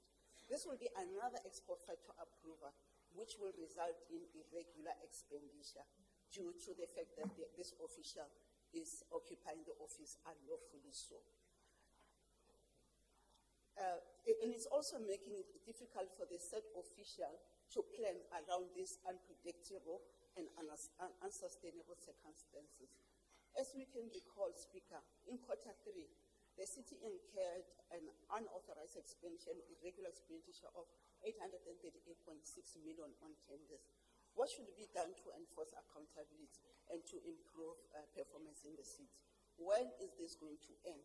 Good does not support this report, as it's in contravention with Section 32 of the FMA Act. Thank you, Speaker.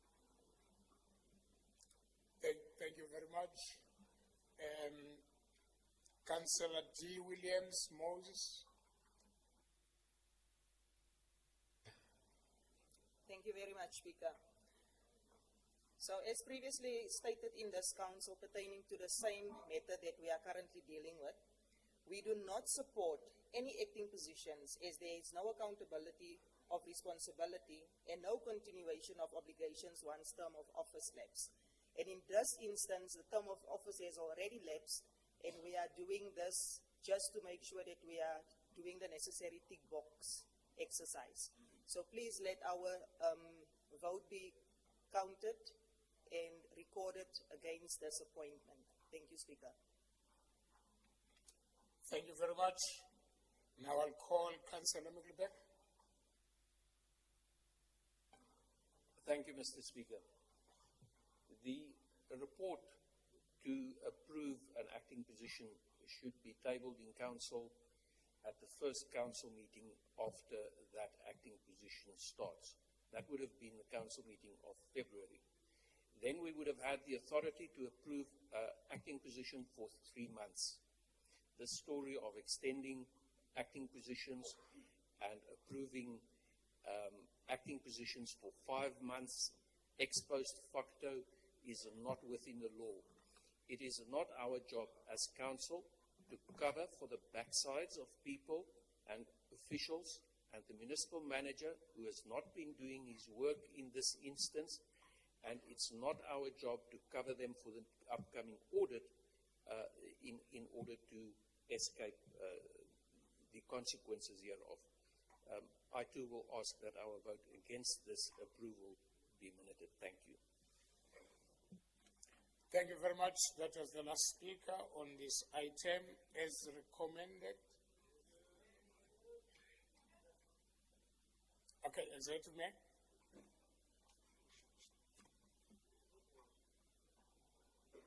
Thank you very much, Speaker. In response to criticism raised by Councillor Moses and Councillor Middleburg, I can affirm, as this Council knows, that this position is no longer a Section 56 position.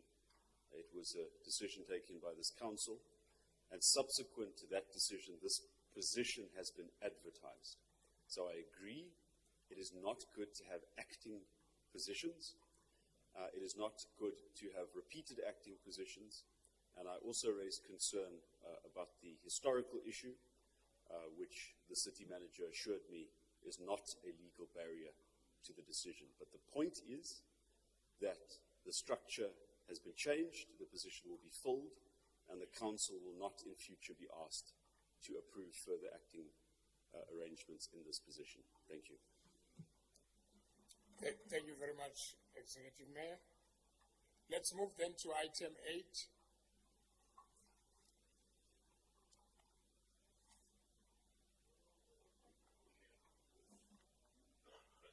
Reference number 46675/1. Office of the City Manager request for Council to condone the acting and approve the further acting in the position of Group Head, City. Yes, Chair of Chairs.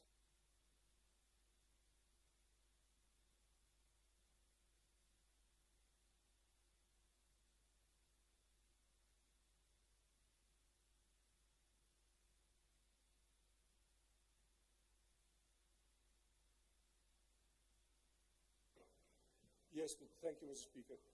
Just a request that you resolve the recommendation, let me make a resolution on the recommendation of this previous report. You didn't ask for approval. The one we did? No, sir. Thank you.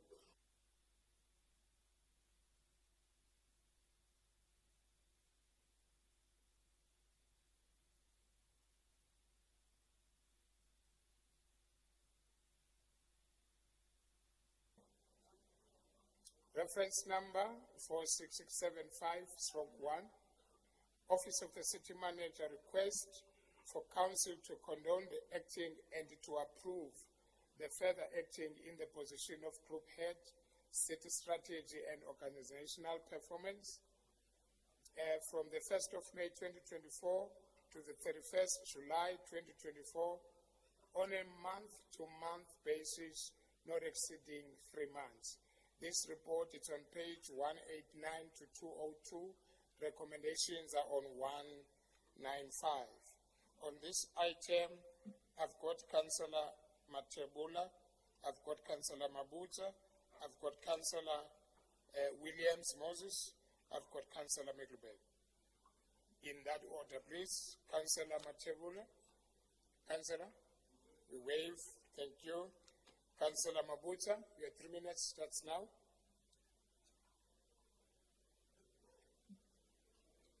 Wave. Thank you. Councillor Williams Moses. Thank you very much, Speaker. This expo facto appointment should have been dealt with sooner rather than later, as the set time of office already elapsed, and this matter of relevance is questionable, especially after we've appointed not so long ago another position of 3 million in the city, where this position was not taken into account to alleviate financial implications.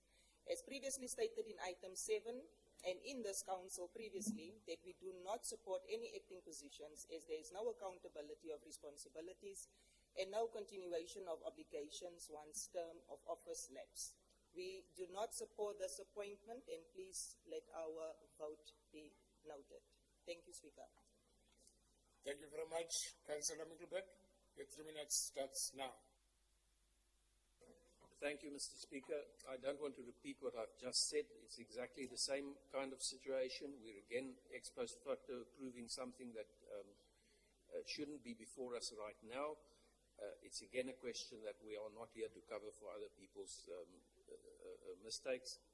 And under the circumstances, I do have my vote recorded against this item. Thank you. Thank you very much. As recommended, item 9, reference number 51798/1, Group Property Department, proposed list for ERF 5908 Winterfeld Extension 3 for NPO purposes. This report is on page 203 to 244. Recommendations are on 215. And on this item, I've got Councillor Chauke and Councillor Hosman and Councillor Williams Moses. Councillor Chauke, your 3 minutes starts now.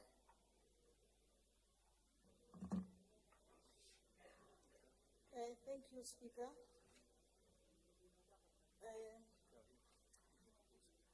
Today I stand on behalf of Economic Freedom Fighters, EFF, to advocate for the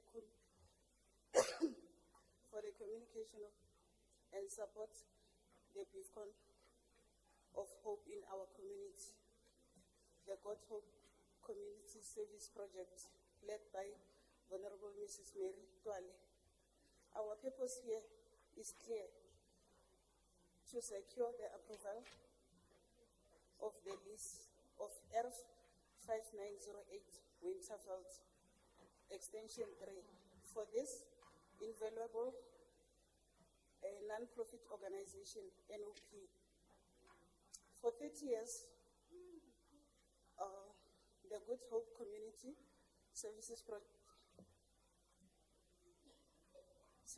Project has been a pillar of our society, addressed some of the most profound social challenges we face, including homelessness, HIV and AIDS, domestic violence, poverty, unemployment, and providing shelters, as well as support to the orphans. Speaker, Winterfeld is a very rural area in Region 1 of Tshwane municipality, where there is huge number of unemployment, literally substances abuse that lead to many people, especially women and children, escaping their homes and search for a better living environment. Under the dedicated leadership of Mrs. Luade, this organization has provided shelter, care, and hope of countless individuals who might otherwise have been forgotten. It is improved that we as councillors and community recognize and support their invaluable contribution. Honorable members, the Good Hope Community Service Project. Honorable members, the Good Hope Community Services Project exemplifies the spirit of Ubuntu and unwanted commitment to the well-being of others. It is our duty to ensure organizations like this, which has dedicated themselves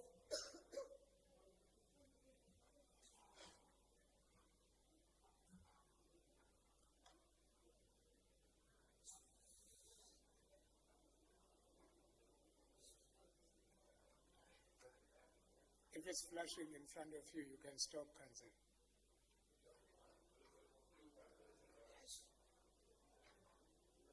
Okay, can I finish? Yes, we can finish.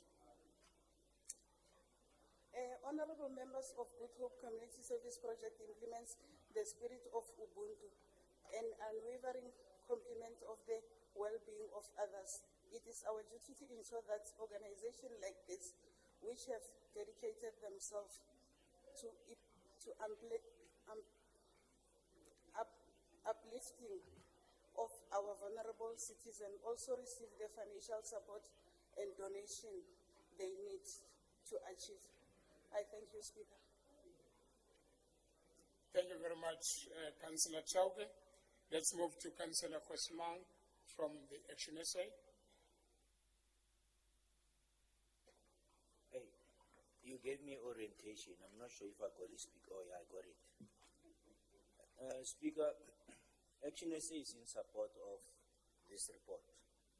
You can see that organizations like this are the ones that's taking care of those who have been previously marginalized and remain being marginalized. For that reason, is addressing the social challenges that we have. It is our reality that we are facing now. So my peeps in Winterveld, big up. We are in support. Thank you. Thank you very much, Councillor. Now let me call Councillor Williams Moses. The 3 minutes starts now.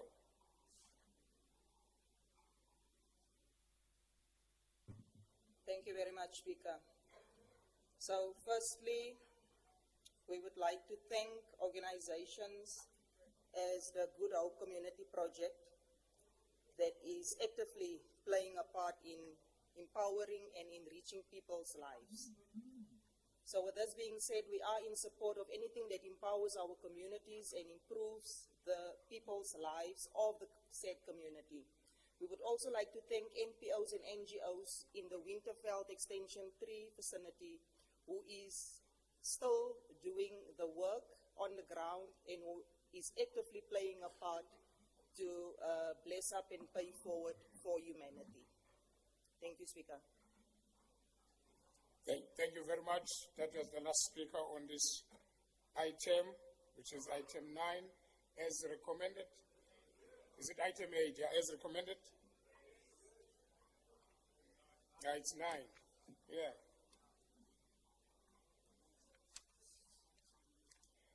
Let's move to item 10, reference number 47211/42.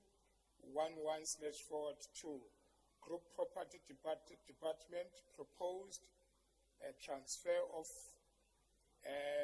even 19794 Soshanguve South Extension 10 and 16043 Soshanguve South Extension 12 to Gauteng Provincial Government for educational purposes. This report is on page 245 to 297. Recommendations are on 257. On this item, I've got Councillor Bakwane and Councillor Matrou and Councillor Williams Moses and Councillor Mabuta. Councillor Bakwane, 3 minutes starts now. You are okay? You are waving. Councillor Matrou, your 3 minutes starts now. Matrou, am I correct?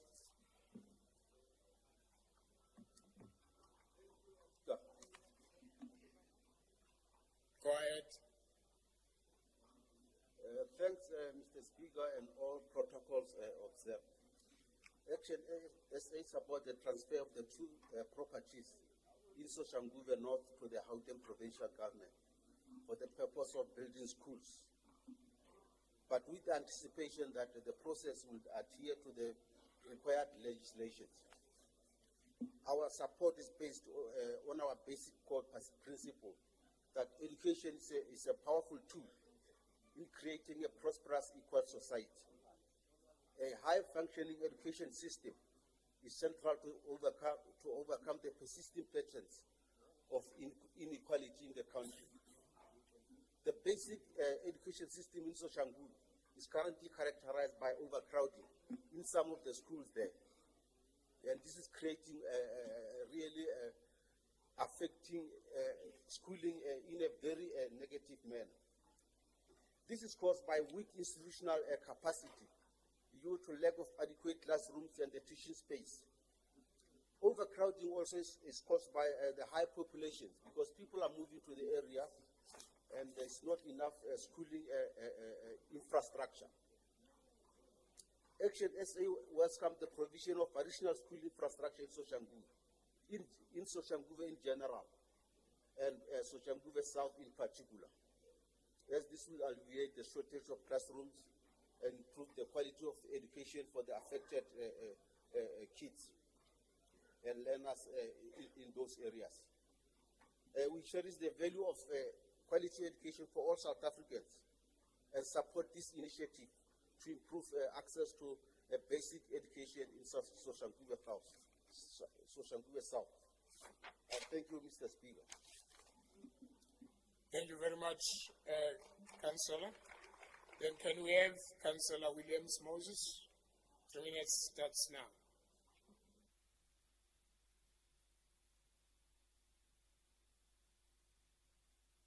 Thank you very much, Speaker. So education is the cornerstone of our society and the avenue to empower our children to better their futures.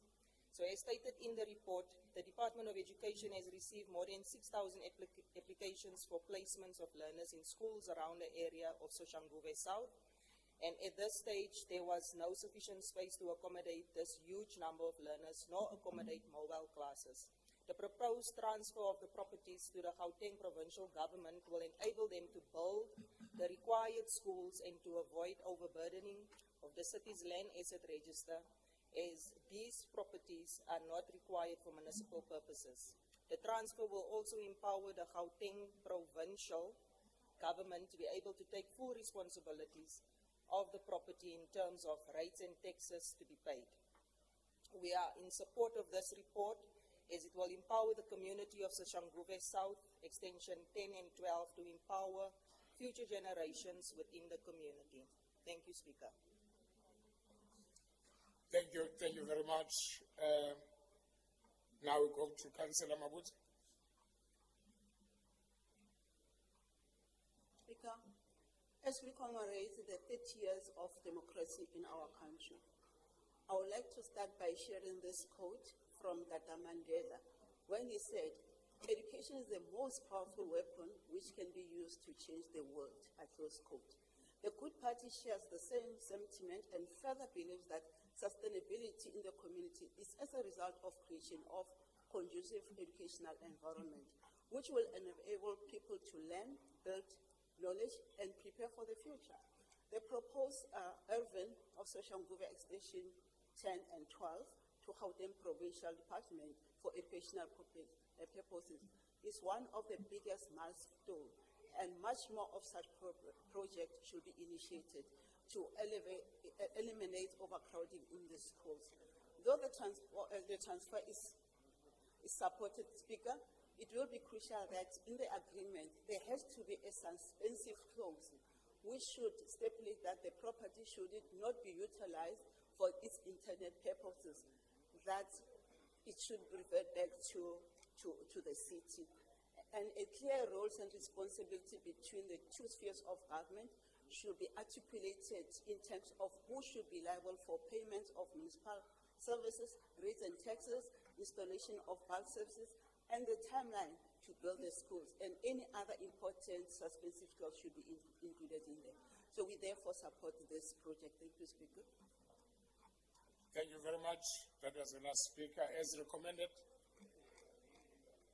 let's move to item 11. Reference number 55558/1, Group Human Capital Management Department, report on training conducted within the city of Tshwane for the financial year 2023-2024 to date. This report is on page 298 to 304. Recommendations are on 303. And on this item, I've got Councillor Notumulu. Wave. Then there is no other speaker. As recommended.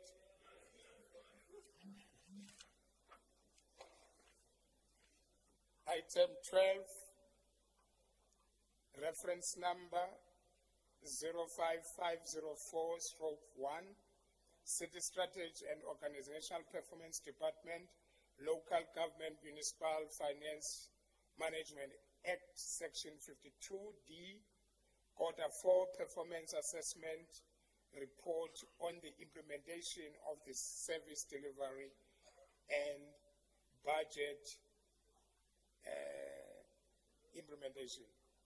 This report is on page 3 to 242. Recommendations are on 22. On this item, I've got Councillor Siameko from the EFF, waive as recommended.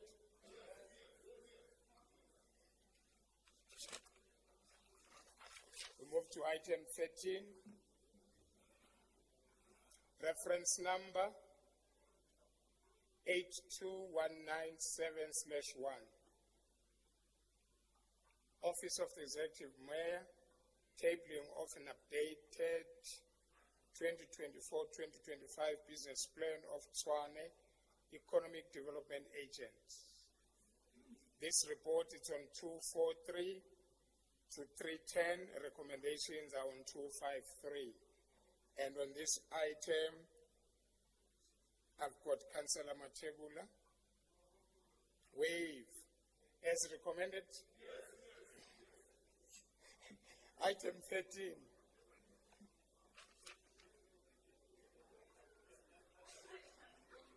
Yeah, that we dealt with it. Then item 14, you remember that we have dealt with it on the extraordinary council. Then item 15, reference number 16506/1, Group Financial Service Department, Local Government Municipal Finance Management Act 2003, Act 56 of 2003 in year financial report, budget statement for the period ending 30th June 2024. This report is on page 407 to 444. Recommendations are on 419. And on this report, I've got Councillor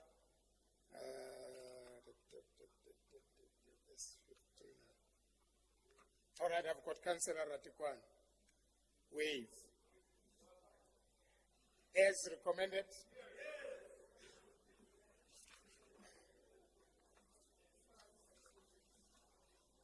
Honorable Councillors, you have 60 minutes in total to discuss Annex A, A1, A2, A3, and A4.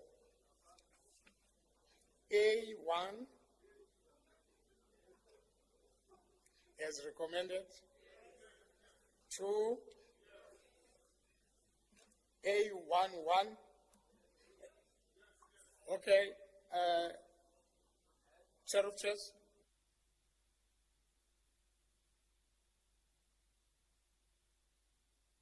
Sorry, Mr. Speaker, did you table number 15, part 415?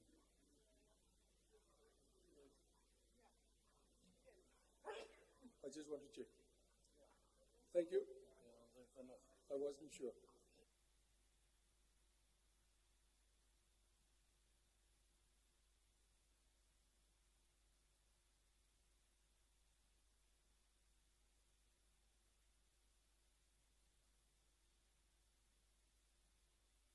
Councillor Ramabut. Don't press. Yeah. No, we just want to understand what was the issue. We've missed something. Remember, we're part of this council, so we must understand what is happening. What is wrong? No, he missed. Is he okay? As recommended. Oh. He missed that part. Yeah, we must take care of senior citizens. Are you okay? You're fine.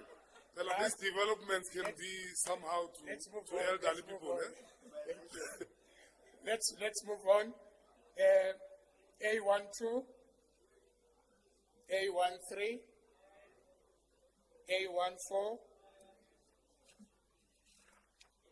A15, A16, A17, A18, A19, A110. Only one that is in the mood of saying yes. A112. Then we are moving to Annexure A21, A21, A22, A31, A32,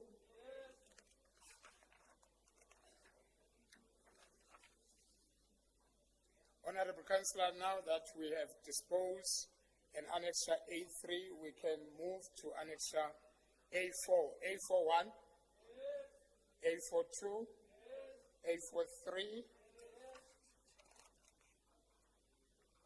Thank you very much.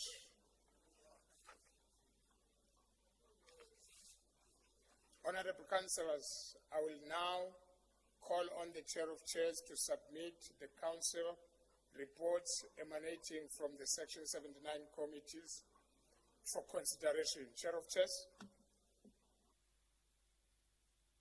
Thank you, Speaker. It's a pleasure for me to submit to Council reports from the following Section 79 Oversight and Standing Committees. The first one will be a report from the Health Oversight Committee of a meeting that took place on the 19th of March 2024. Then from the continuation meeting of Community Safety on the 28th of June 2024. Also the report from a special meeting of Community Safety that was held on the 28th of June 2024, and then also some reports from Tshwane Geographical Names from their meeting on the 25th of June 2024. Thank you, Speaker. Thank you very much, Chair of Chair. From the Section 79 Oversight Committee held 19 March 2023. Health Department, Operational Support Division, Programs Management. Progress report on the construction of new Lakeside Clinic, Lusaka Clinic, as of 29 February 2024. This report is on page 4 to 15, recommendations on 15. As recommended, from continuation of the Section 79 Oversight. Yes, Councillor. Yeah, Speaker, thank you very much. Please, man, speak to MMC Force. He can't be sitting like he's dining here. I mean, check how he's seated, eh? Come on, man. He needs to respect Kateo. Thank you very much, Councillor. Can we move on with the agenda? Please, can you leave my force, please?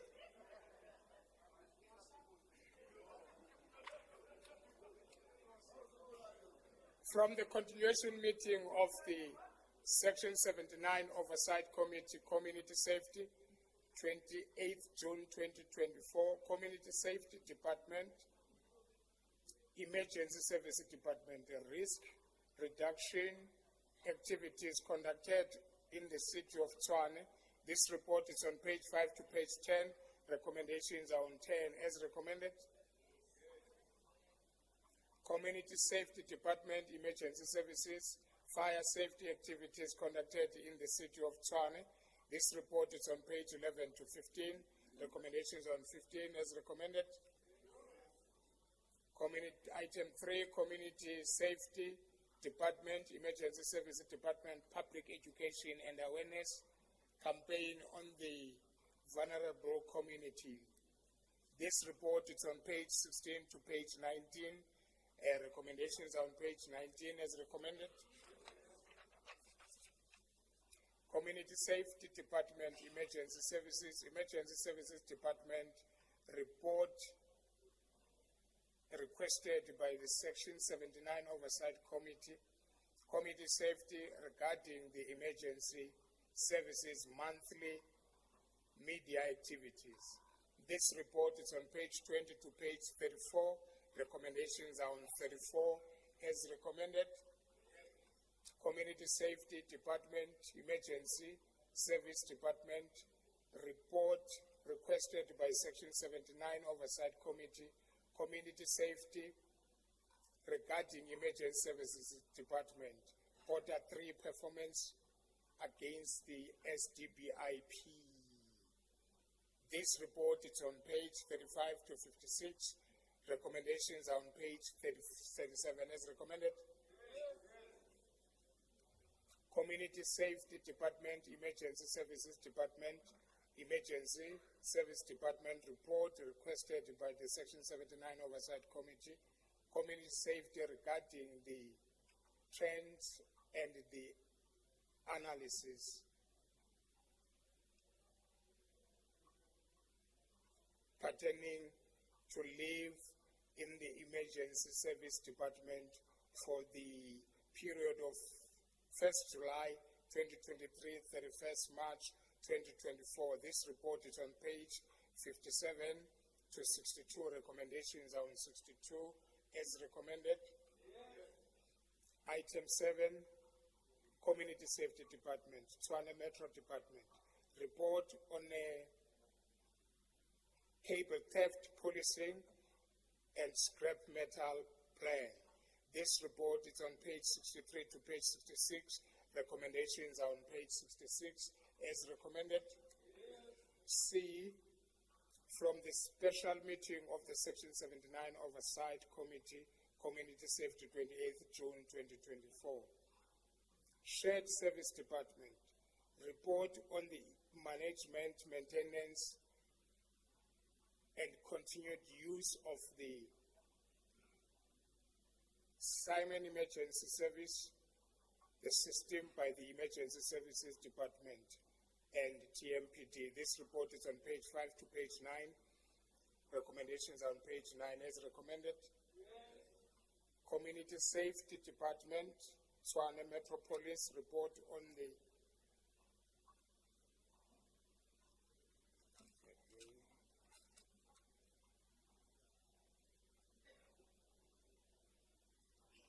status quo of community safety forum meetings.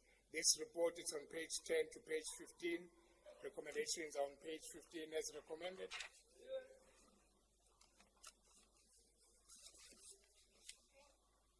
Item 3, Community Safety Department, Risk Emergency Service Department.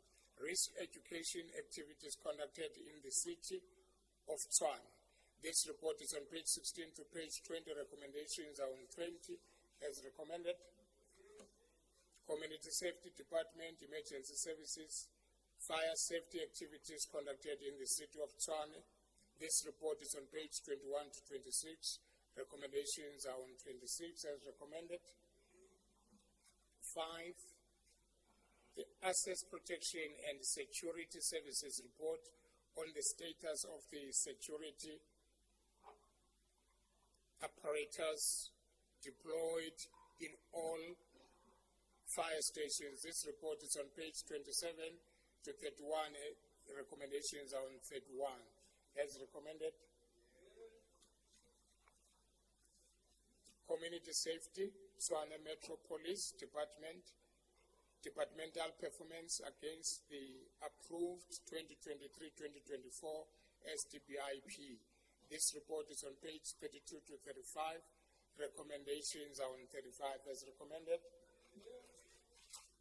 Item 7, Community Safety Department, Tshwane Metropolis, report on operation on the drug unit during, yes, consent. No, this mayor, I don't think he's here. Maybe we must release him. We must release him. He's on Twitter permanently, and even Helen has got into the fight. They are talking about Action SA, insulting it on Twitter the whole day. There's no service delivery that we are going to get. Thank you, but also we are aware that they are requesting a meeting with the ANC on Monday. So there's a level of desperation. Councillor, thank you. He's doing, no.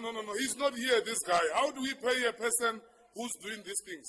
Councillor, can He's you just- currently, look, he's tweeting. Look at him, tweeting. Councillor, This thank frustration, we must help him. He will commit suicide. We must check him. He's not well. I've never seen a person behaving like this. Thank you. Yeah, Thank you, Councillor. there's a problem here. Yes, yes. Even Matebe didn't behave like this during the speaker's time. This one is worse. Councillor, I can tell you. please, can we move on?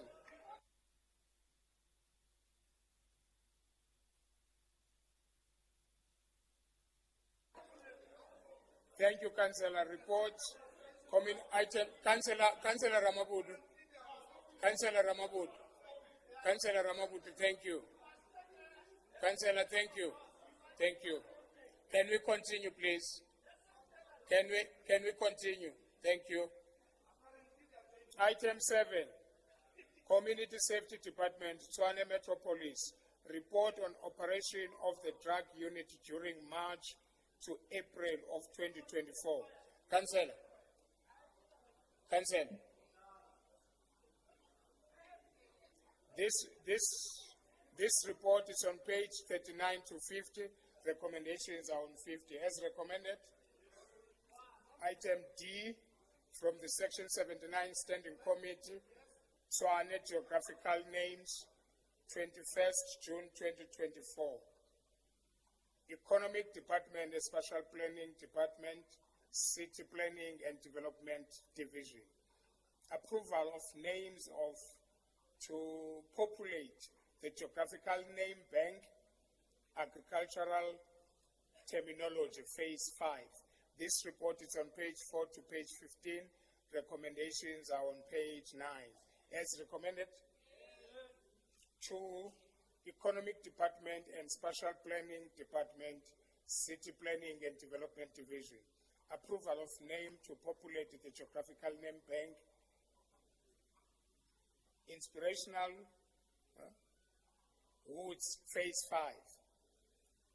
This report is on page 16 to 27. Recommendations are on page 20. As recommended,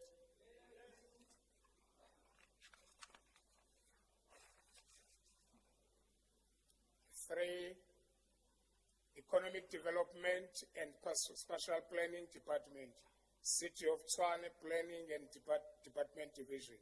Approval of name to populate the Geographical Name Bank, nature-related terminology. This report is on page 28 to 38. Recommendations are on 32. As recommended,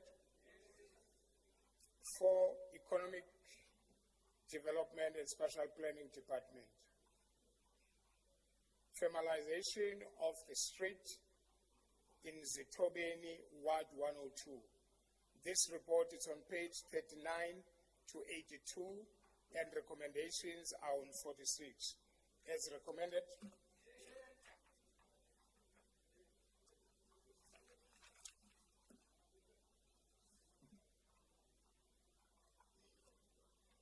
okay.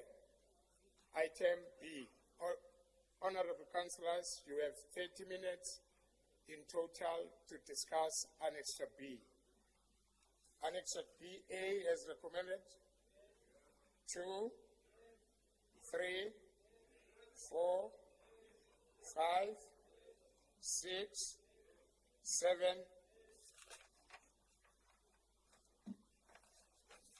Thank you very much.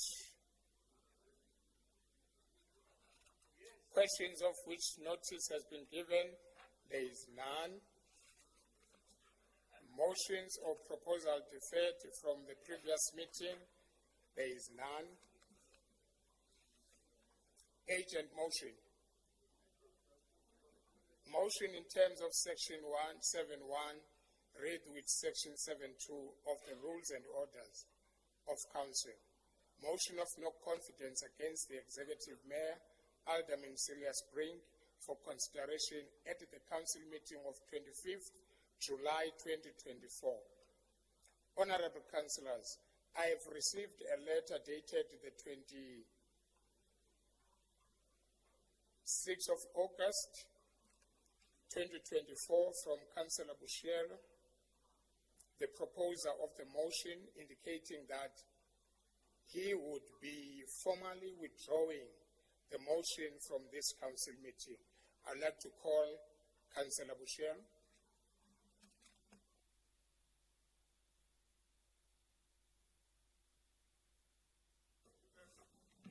Yeah, thank you very much.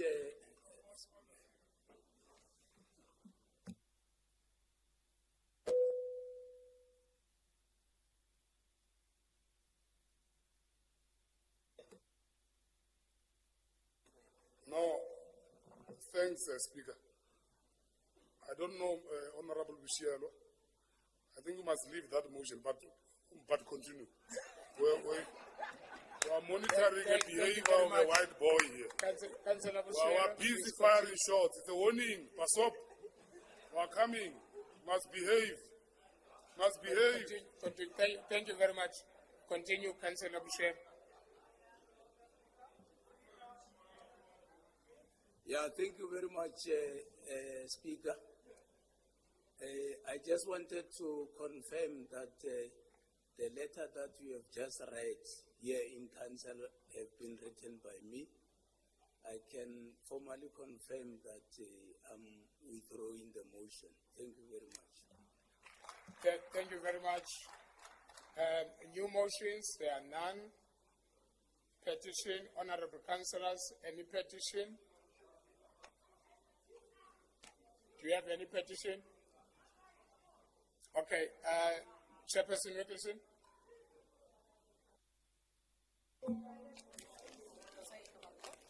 Councillors, we are still in the meeting.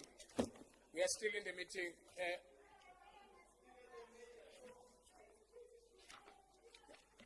Councillors, can we finish the meeting, please? Can we finish the meeting, please? Chairperson? Just to confirm, Speaker, I have one petition from Councillor Sipho Matakati, which I'll be processing through the division. Thank you. Thank you very much. Let's move to item K.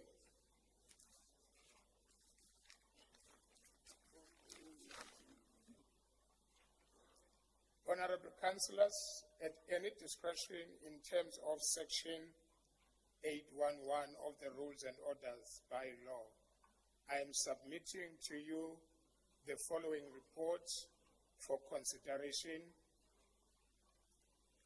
Item 1, appointment of the chairperson for the Section 79 Tshwane Geographical and Civic Oversight and Electoral, resulting from the recognition of Councillor J. Dijek and as a councillor, and the appointment of Alderman D.G. Vanderberg as a member of the Memorial Committee.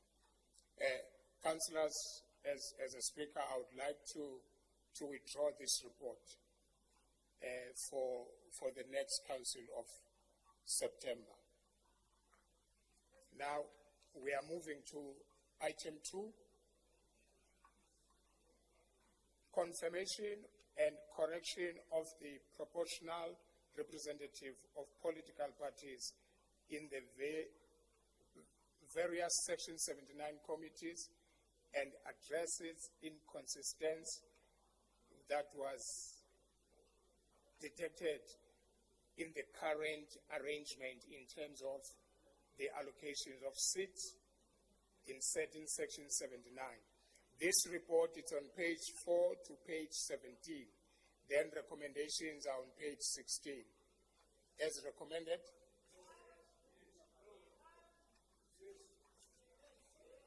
As recommended.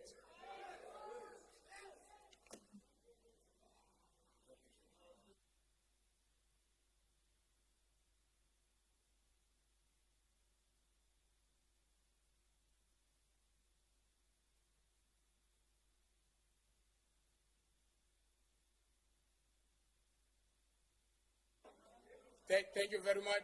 Can I ask again on this item 2 on K as recommended? Are you saying no because you are serious saying no, or you are jokingly saying no. So it's a no.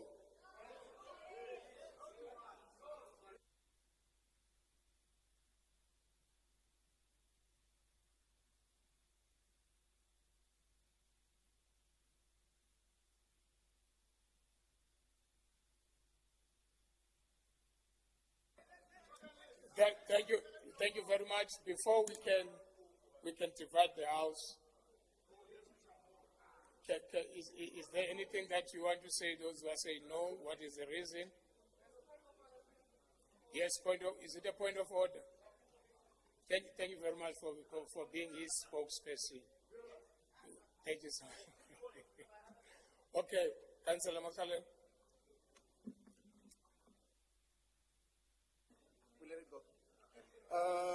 Honorable Speaker, I wanted to put our no to be registered against this particular report.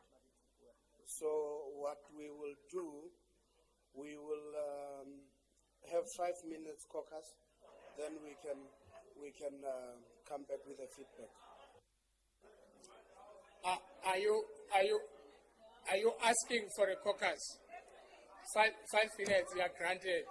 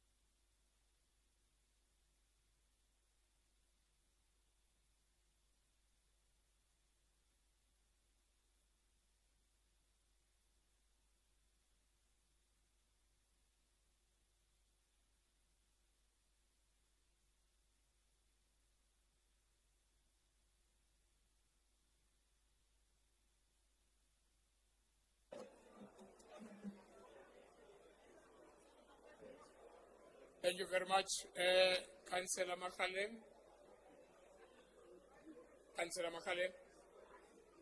Thank you. 5 minutes is over.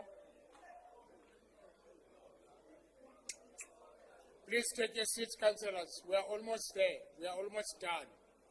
Councillor Makhalem has indicated that they are fine, they are done, so he's giving me a feedback.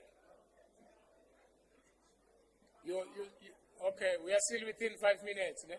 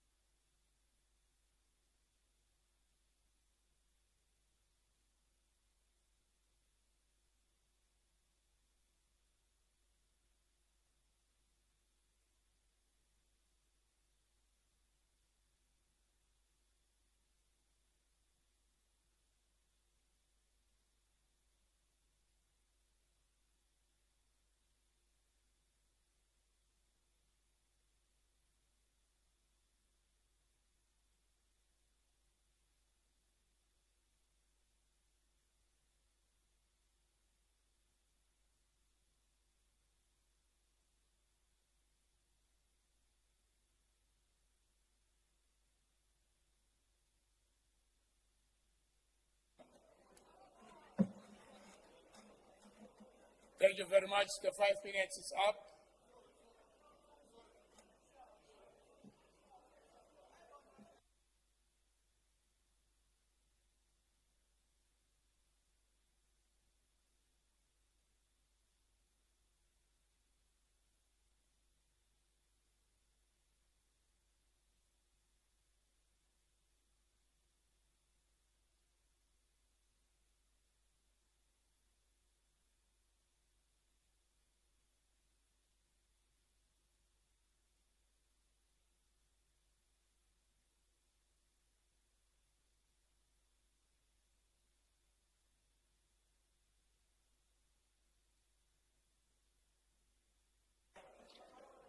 Thank you very much. The 5 minutes is up. Can we all take our seats, please?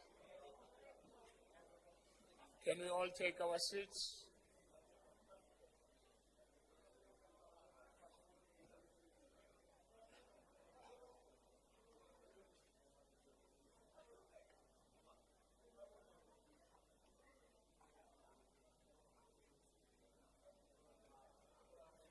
Where is Councillor Makhaleng?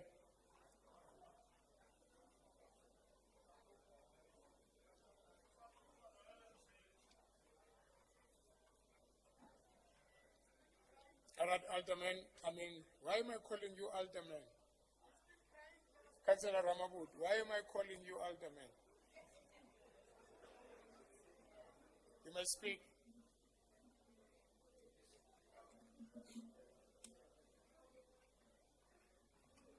Yeah, this ugly shirt of Makhaleng is not going to help us. I don't know what is happening, but I gave you ugly or it's results, a tradition, or it's what, but something is wrong there. He was trying to accommodate all the parties there.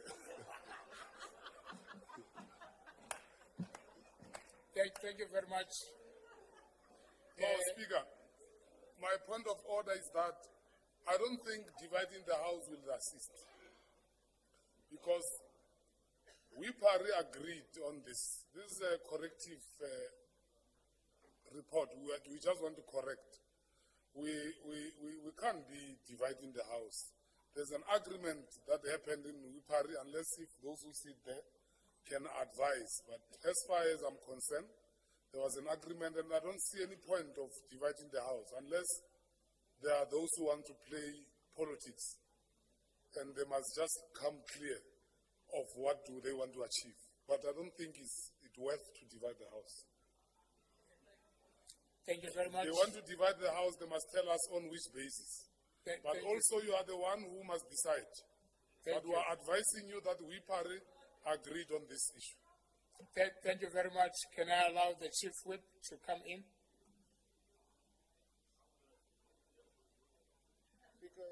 Thank you, Speaker. Just be reminded that the Wipri cannot make decisions. They don't have any powers to make decisions. Decisions are being made in council. Just wanted to make that statement. Thank you, Speaker. Thank you very much, Alderman Malulega. Noted, Chief Whip.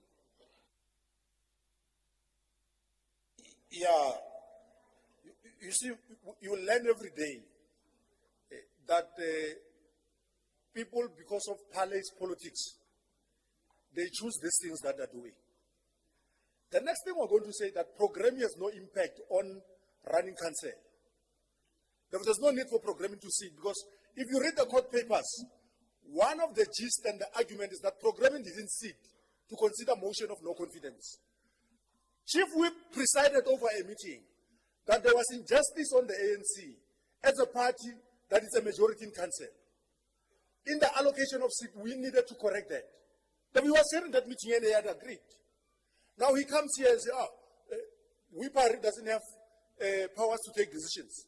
It's fine, we want to attend that meeting. Okay, we'll attend that meeting, especially after we have removed him. Because he thinks that structure is not powerful. We'll show him that that structure is powerful. But I want to tell you that he's a liar and a cheater of a very democratic outcome of elections, where ANC got numbers that is supposed to get 6 seats there. But we are correcting it. If they're refusing, you can return that report back. It's fine. It can come the other month when they're no longer in power. Because of these are politics that they're playing. Thank you. Thank you very much. Councillor Makaleng.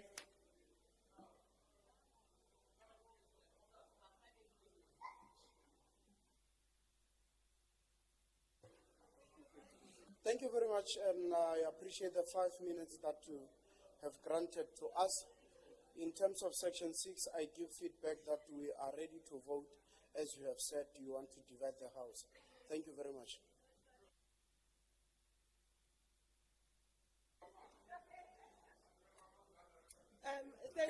Yes, Chairperson.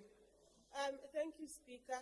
I think that it is not necessary for us to vote because when we vote on issues of governance, accountability, and transparency, it doesn't require party colors. It requires us to uphold those principles. And I think this is what this report seeks to do.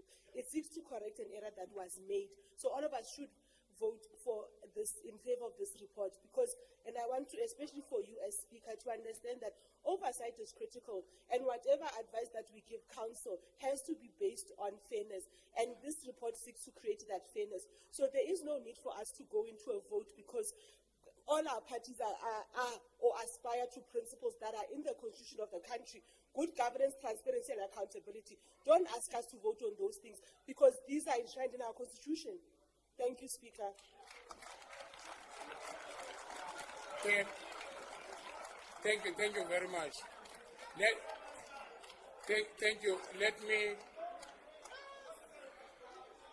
Thank you. Thank you, councillors. Thank you. Let me state this on record. I did not ask to divide the House. I didn't do that. Don't quote me wrong. I did not ask to divide the House. I want to put that on record. I did not do that. Alderman, why no was about Williams? Councillor Ramabur. So, if you want to use logic here, Speaker, you don't have to do anything. There are 3 people who have spoken, and according to the numbers, those people are majority. So the ANC has spoken with 65, the EFF has spoken with 23, and the Action SA has spoken with 19. I can see ACDP wants to speak, but they can wait. So I think you don't need to do anything. Let's not waste time. Thank you very much, Councillor. It is correct to say this report was correcting what was wrong. So it is important, it is very important to consider that. Yes, Councillor Makaleng. Thank you very much, Speaker. If you did not ask for the division of the House, it's well recorded. We are asking for the division of the House on this particular matter because we believe the process didn't go well. We understand the maths of Councillor Ramabodi didn't go well with Ward 92. So the mathematics of 29 May and the mathematics of yesterday, you can see something different now. So we are asking that we divide the House. Thank you. Thank you very much, Alderman Maluleng. Okay, councillors. Thank you, Alderman Maluleng.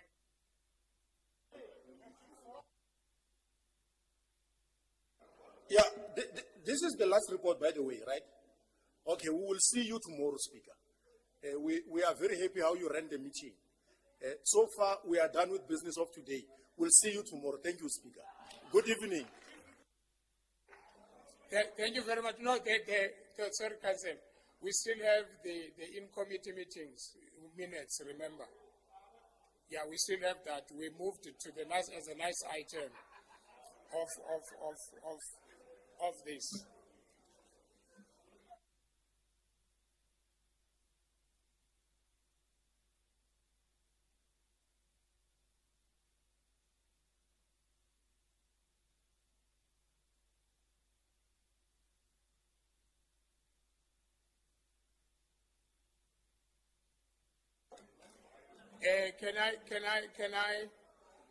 Sorry, councillors,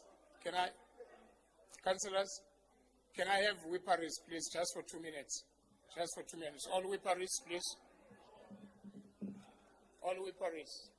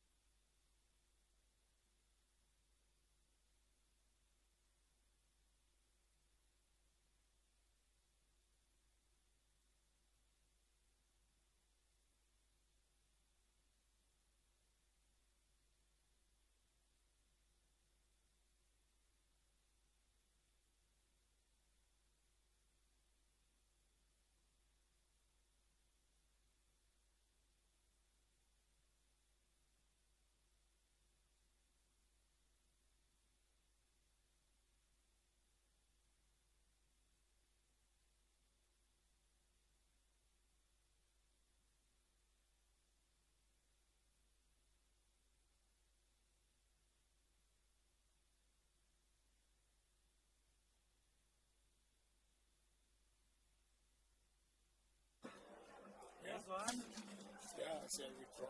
Yeah.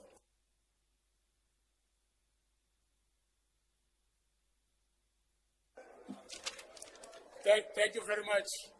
Thank you very much, councillors. Can we proceed?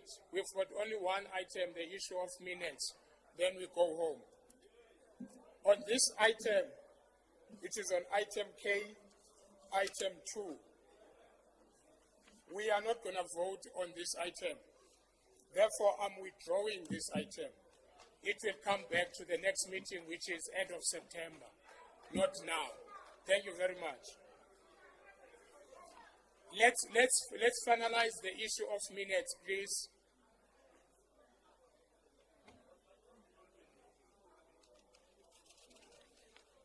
Matters not considered by the Council on 29 August 2024 as a result of postponement in terms of Section 6 of the Rules and Orders.